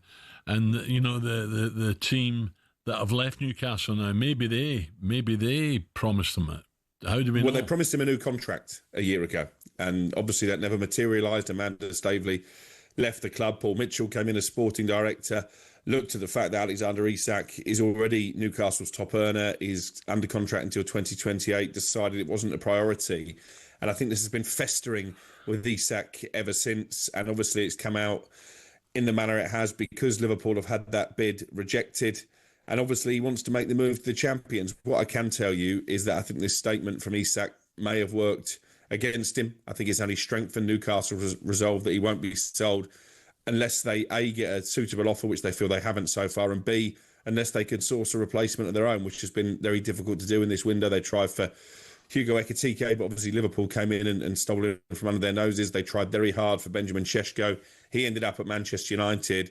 So I think now the likelihood is that Alexander Isak stays at Newcastle. I think he knows that, and that's why he put out the statement last night in one sort of last desperate attempt to force the move. But what happens from here, he obviously won't play on Monday night against Liverpool, when I'd imagine the atmosphere towards the visiting camp will be very hostile from the Newcastle fans. Will we see him before the window closes? Probably not. But what happens after September the 1st? He needs to reintegrate himself with the squad. He needs to get back on side with Eddie Howe. I think you can see has been frustrated by the whole saga. Yeah. And he needs to get those Newcastle fans back on board, and that might be the most difficult challenge of all. But Newcastle, It's funny, as Ali Cookie, said, man. Ali, you Yeah. said they played well against Villa, though, didn't they? The Newcastle players weren't sulking at it, and they got on with it. Oh, I thought they played well. at the weekend and consider themselves unlucky. But it's amazing you're looking at Crookie, because it's funny. Every chance you might be right, but I'm just at the stage I think there's probably too much water under the bridge. I get it, and I get and understand everything you say. I just think, listening to the Newcastle fans, I think reintegration actually might be a bigger job than a lot of people understand. I do get he's got a contract. I do get he has to honour it if he doesn't leave. I get all that, but it's going to be interesting. I mean, it's just an ongoing saga. It's great news for us because it keeps us talking about it. I want to see you, Crookie. Manchester United, you mentioned them very briefly there. A couple of players, Højlund and Garnacho. What are you thinking? Well, Garnacho has told friends up in Manchester that he expects to join Chelsea. There's been some talk in the last 24 hours that Bayern Munich have also shown interest, but that he only has eyes for Stamford Bridge. I think the stumbling block here at the moment is the valuation. Manchester United is still asking for £50 million. Chelsea want to pay a lot less than that on the basis that his relationship with United is completely fractured. So there won't be any reintegration for Garnacho. But yeah, I think this deal will happen, but I think it might happen towards the end of the window. Rasmus Højlund is the complete opposite of Isak and in many ways Garnacho, because this is a player who ideally doesn't want to leave his club. He wants to stay and fight for his place at Manchester United, but they've made it pretty clear that there's no place for him. They're not forcing him out, but he's not going to play much if he does stay. Still very young, Cookie, isn't he? Still very young. He's going to improve. Yeah, he said that himself, didn't he? He's only 22. He feels there's a lot of improving to do, and maybe a loan move away from United might be best for all concerned, because he can go back to Italy. AC Milan interested, Napoli, Atalanta as well. Maybe restore some confidence, and who knows, perhaps long term there could be a future at Manchester United. But again, I think they would prefer, if he does go on loan, at least an option included in the deal, because they need to claw back some of that massive money they spent on him. There's been different figures in terms of what Manchester United would accept for a permanent transfer. I was told last night that could be as little as 30 million euros, which is a remarkable drop-off on the 72 million quid United forked out for him. Someone who costs a lot more than that is Eze if he goes to Spurs. Do you think that's going to happen? Yeah, I do. Again, I think this is really down to Palace finding someone to replace him. We know they're keen on Bilal El Khanous at Leicester, and he wants to make that move. I think the fee is pretty much done between Palace and Spurs. It'll be 55 to 60 million pound, but he may well play for Palace tomorrow in their Conference League playoff game, their first ever European game, because no replacement has been lined up. Now, you can say there's a little bit of a risk. What happens if he got injured? But I think fair play to Eze. He hasn't gone down the Isak route. There's been no toys thrown out of any prams. He played at the weekend when maybe on Saturday the suggestion was that he wouldn't feature. But eventually I think he'll get the move to Spurs, and I think he could be a really good signing for them. Brilliant. Alex, thank you very much. Enjoy your racing, Paul. It'll be great. I look forward to it. I'll be Give me some tips. Oh, God. I'm in front of the telly. First, you got to look at the ground as well. It looks as if it's going to be dry. There might be a little bit of sprinkling of rain, but I doubt it. I think it's going to be dry. So, but that Judd Monty's a great race. Great race. I do fancy Ombudsman in that one. He's favourite now, I think.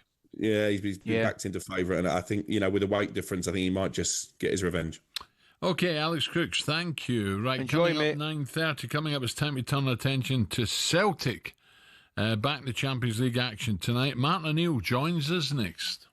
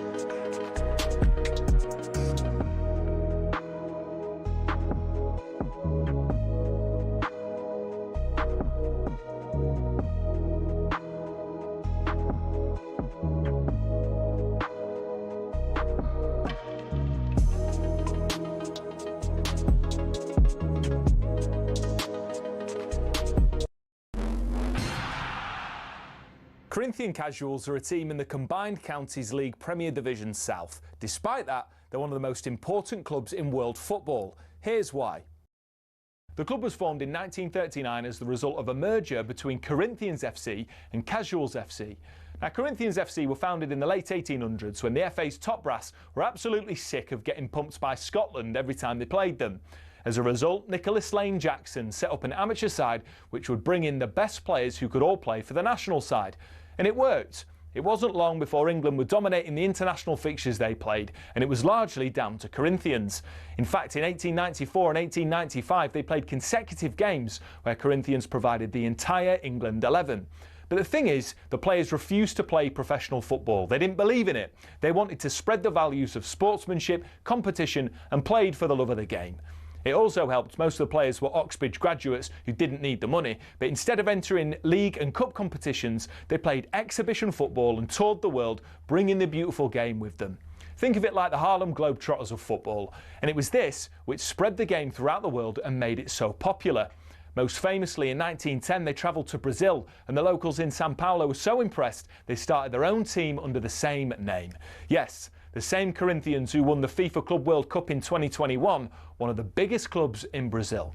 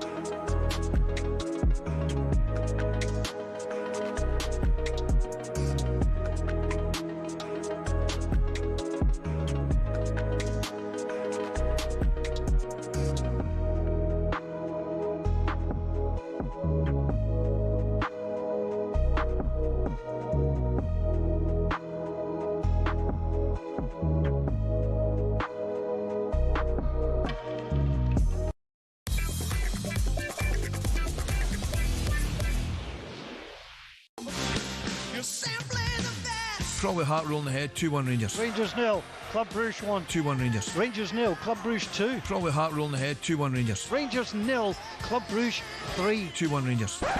Walk on through the wind. Walk on through the rain. Where I tell you. Dreams be tied. You ready for this one, Al? Is that a Chelsea mug? Wee Viv come in with a cup of tea. She says, the Rangers are that bad, you're getting your tea in a Chelsea cup this morning. So she did. I'm getting my tea in a Chelsea mug rather than my big... Well, she isn't wrong, is she? That was, well, what can I say about last night? It was pretty poor, eh? I've never seen a worse opening like that at Ibrox for a long time, Ali. Well, I think somebody told me it was the worst first half European performance for about 60-odd years or something like that. 60-odd, really? Oof. In fact, I was probably responsible for the last one, to be quite honest with you, but it was really poor, wasn't it? Really poor. But to be fair, before we go on about it, and we're going to talk Celtic the other half in a moment. Yep. Russell Martin's getting pelters. Yeah, okay. The manager, it's down to him. Of course, with the territory, of course. But the first goal and the third goal, I don't think you can do a lot about. No, the first goal, it's inexplicable, the defending. We've got different opinions on it. You and I probably in agreement. We think it's the centre-back more than the goalkeeper. I do. Yeah, I do too. Some people think it's the goalkeeper. I think to a lesser degree. The second goal was really poor. Shocking goal to lose defensively. And the third goal, you can maybe say Daniel switches off a little bit at the edge of the box, but what a beautiful strike of the football it was. Oof. It was a tremendous goal. It really was a tremendous goal. Okay, right. I've had enough talking about the Ibrox misery last night. It's time to focus on the other half of the city. Heading up the East End, showing them how it's done tonight, hopefully. We're looking ahead now to what Celtic will have to offer as they take on Kazakh side Kirat in the Champions League playoff round. They have a chance to qualify for the fourth year in a row. Now, before we bring in our next guest, let me give you some background on Celtic's opponents. They're one of the best sides in Kazakhstan with 6 First Division titles, 10 domestic cups. Have finished in the top 4 every year since 2013. Have qualified for the Champions League 10 times in the history. And the 17-year-old kid, this is Sapiev, Dastan Sapiev, is a danger man. And he's off to Chelsea once he turns 18, so he's got to be decent. The club is based in Almaty. Almaty is known as the city of apple trees. Its mild climate encourages a wide range of apple trees to flourish and is a genetic home of many varieties of apples, Ali. Very nice. It's nice. Very nice. Kazakhstan, of course, very famous for the Borat film. John is now former Hoops boss and Premier League manager Martin O'Neill. Martin, good morning. Martin, good morning. How are you? Hello, both of you. How are you? Oh, we're very well. Martin, we got to go easy on him. He's very, very tender this morning. Yeah, but I'm not surprised. I assume that you're talking about last night's result. Oh yeah, it wasn't good. It was not good, Martin. I don't know if you were privy to the opening 20 minutes or so, but it was very much a don't watch alone, mate. To be honest with you. Was it that bad? Oh, it was, mate. Oh yeah, I mean, some of the defending was frankly incredible, mate. It was really, really poor. But anyway, after 20 minutes, Martin, you took the dog for a walk, and 20,000 Rangers supporters came with you. Right. It's not much of a laughing matter, is it, really? I suppose it would be very important for Rangers to have got into the Champions League, be a major boost for them, and it looks as if it might not happen. You never know. You never know, Martin, but it's a funny one. Before we move on to Celtic, it is an interesting one, because I said this morning, with the greatest respect, that the team that I obviously love, I think we are at this moment in time a Europa League side. However, the financial, obviously, implications of breaking into the Champions League are vital, and that's where you want to be, mate. Oh, of course, and yeah, absolutely. And don't always buy this idea. If you're in the Champions League, you take your chance. First of all, money is vital at Ibrox at the moment. You'd think, for a start, and also the prestige of playing in the competition, and the way the format is, which had suited Celtic last year. Yeah. You actually can play a couple of teams of similar standing to yourself in the UEFA rankings. Yeah, as you say, the money's vital, isn't it? Rangers. Absolutely. Yeah, and Celtic go away from the second leg, come back, and then they play at Ibrox against Rangers in the first Old Firm game. So that's a massive game for Russell Martin. Listen, I'm not going to blame him. He's only just in the job, so I'm going to see how he does, to be honest, before jumping on his back. Martin, just if I can just touch on Isak. He's now come out and said that no, I was promised I could leave at the end of the season. I've had a great season. I was promised I could leave. Now they've gone back in a word. How does, you're a top manager. How does Eddie deal with this? Because this guy is a great player, Martin, and he's now isolated for the rest of the team. What can Eddie do? His hands are tied, aren't they?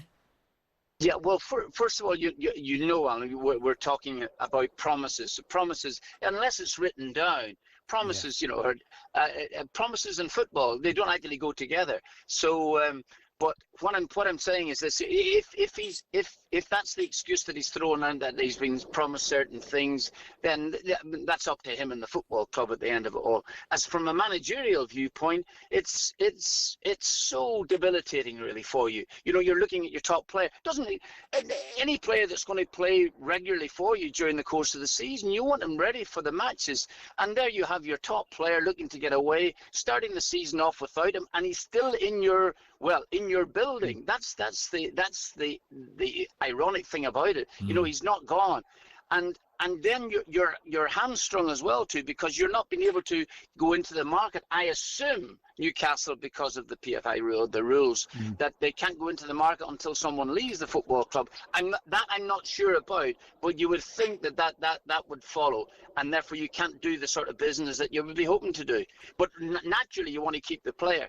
The interesting thing, I was listening to the last 10 or 15 minutes of your program beforehand, and talking about would he be, if just let's say this whole thing blew over, that Liverpool decided no, we're not chasing it anymore, and you come back to the football club with a tail between your legs. I actually believe that after the first goal he scores up there, it'll blow over again. Believe it or not, that's my view, because and strangely enough, I think that foreign players will actually get acclimatized more quickly again, or sorry, I think that the fans will forgive the foreign players more quickly than they would do the British players.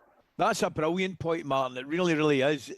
And I probably don't understand the reasoning for it, but I agree with you. Whether it's right or wrong, I actually agree with you. Yeah, absolutely. Because then you can come on TV and say in a beautiful language and say, "Oh, you didn't actually mean this," or what it was said, and everybody took it all the wrong way.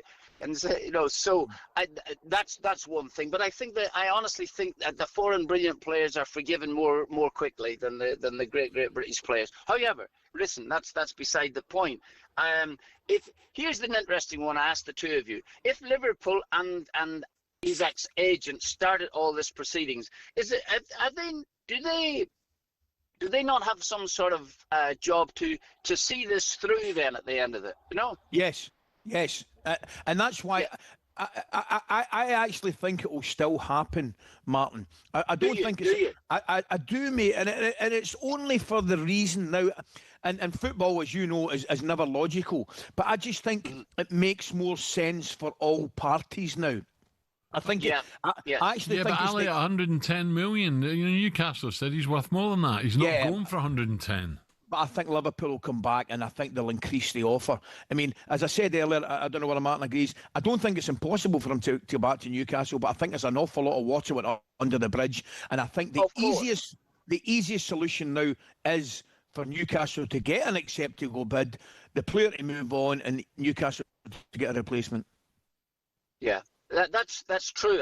Whether that develops, I mean, it's interesting. If for instance Liverpool had talked to the player and the agent and said, "Listen, we can go to a certain amount of money, but we can't go any further," I think that's fine. And if that was something that they had mentioned beforehand, but if they said, "Listen, no, we'll just hang in there and we'll take you to the football club," then I believe that they should see it through. Martin, just we've only had one game so far. Leeds had a big win. I'm not sure it was a penalty, but look, it was given. They scored. Sunderland had a cracking win. And I just where I'm coming from here is Burnley got beat. Have they got a chance of staying up? You know, I think the gulf's getting bigger and bigger and bigger. Of the three teams, would it be Leeds that have got a better chance of staying up?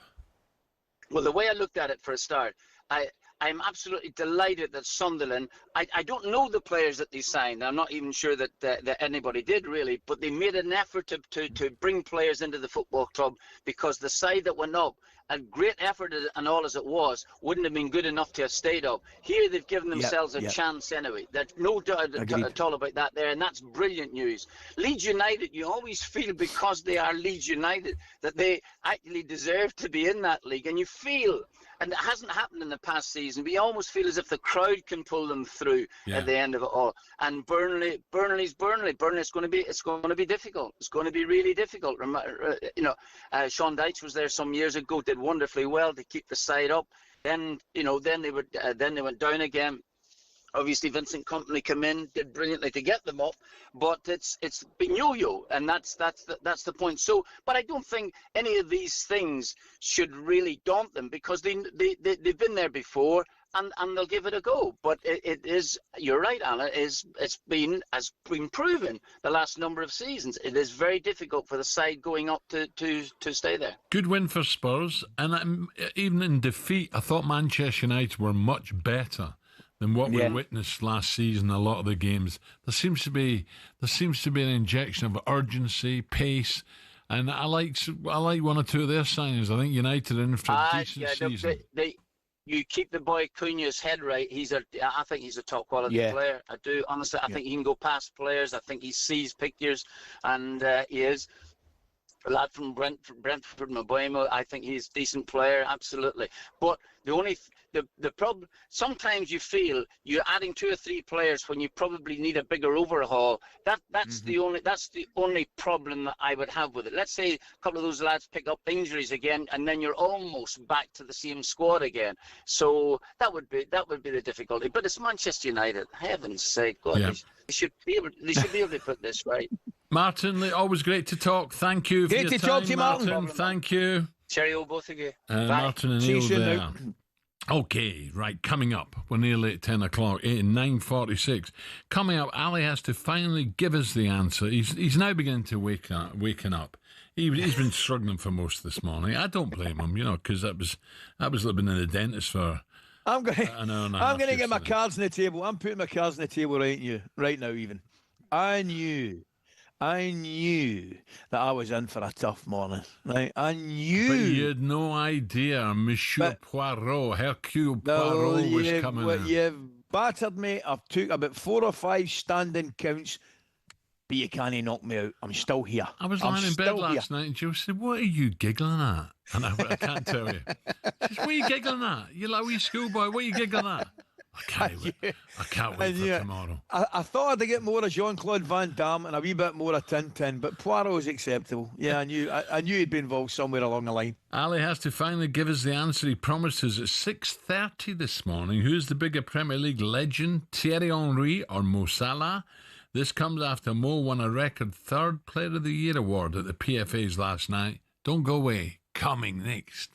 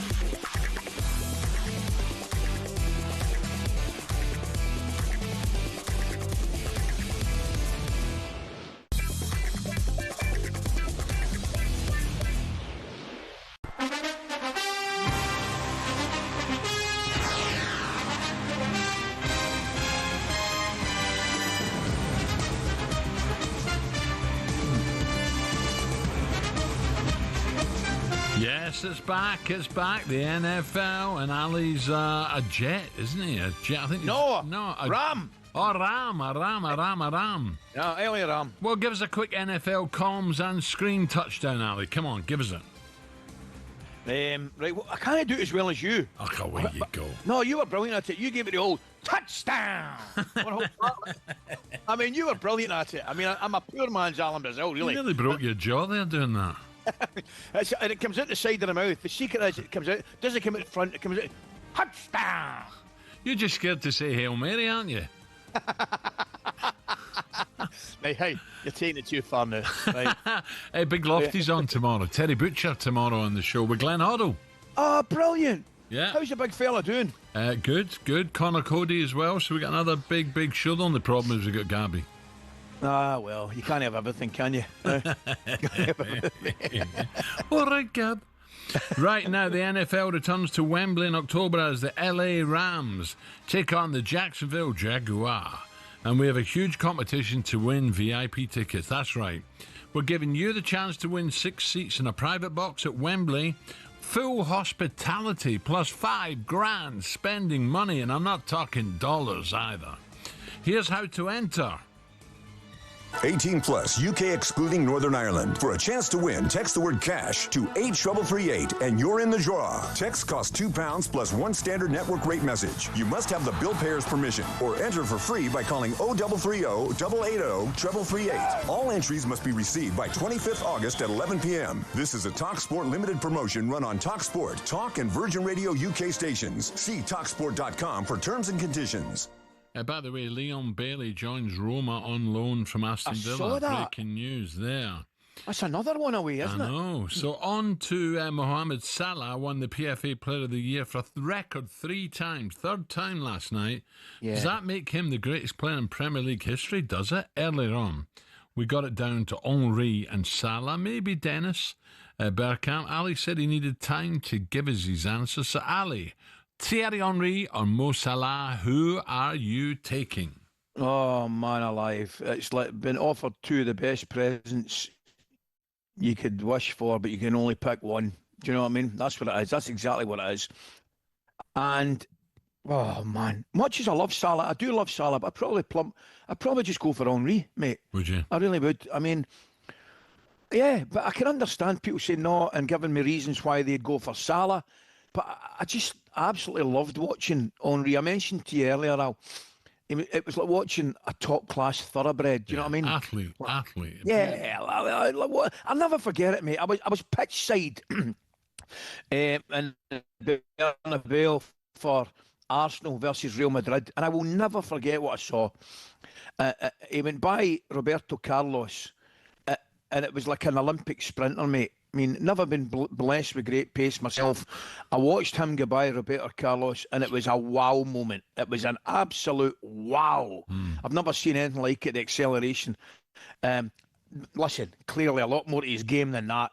Just a wonderful talent. But, I mean, I can understand people saying they would have Salah before him, but for me, I just enjoyed watching Thierry Henry, mate. What about yourself? It's a difficult one to answer, isn't it? I think I would listen. I love Salah as well. Don't get me wrong, I really do. But Bergkamp or Henry, I was a massive Bergkamp fan as well. He didn't have the pace Me too. of Henry. He didn't have the athleticism, but his touch. Yeah. And his ability was phenomenal. But then again, Henry's I'd probably maybe slightly go Thierry. But there's not a lot between them. Not a lot between them. Nah. Brilliant. We're just lucky. We're lucky to have seen them, mate. Brilliant. So you go and take wee Viv down the Lismore, reminisce a little bit of, get a wee sausage Sani. A wee sausage Sani. What are you up to today, mate? I've got an easy day. Easy day. You just chilled? Sports bar, gun, Goodman. I've no idea. I've not made my mind up yet. But some of them are going. You and I'll have a wee chat later on. Anyway. I've got to have a debrief from myself over London Bridge. That'll not happen again. I'm accepting a yellow card for that. I'm accepting a yellow card. Have a good day, pal. Well do, pal. We'll see what happens Really enjoyed it, mate. Good. Well done, Alan. Took it well. Right, that's it from us. By the way, every broadcaster's talking about Noel Gallagher's interview on Drive last night. If you want to hear it back, head over to the talkSPORT Daily, wherever you get your podcasts from. Ali, listen to this. I'm joined by Gabby for the next 2 days. and he had one of his first co-commentary duties at Villa Park on Saturday Live for talkSPORT, and apparently it was Murderpolis. No, I'm only kidding. I'm told it was very, very good. Not realising he put his lip mic to his lip, breaking his phone before the game even started. We're talking nightmare. We'll find out what happened at 6 a.m. tomorrow. Gabby and Brazil on the Sports Breakfast. Hope you enjoyed it. Have a great day.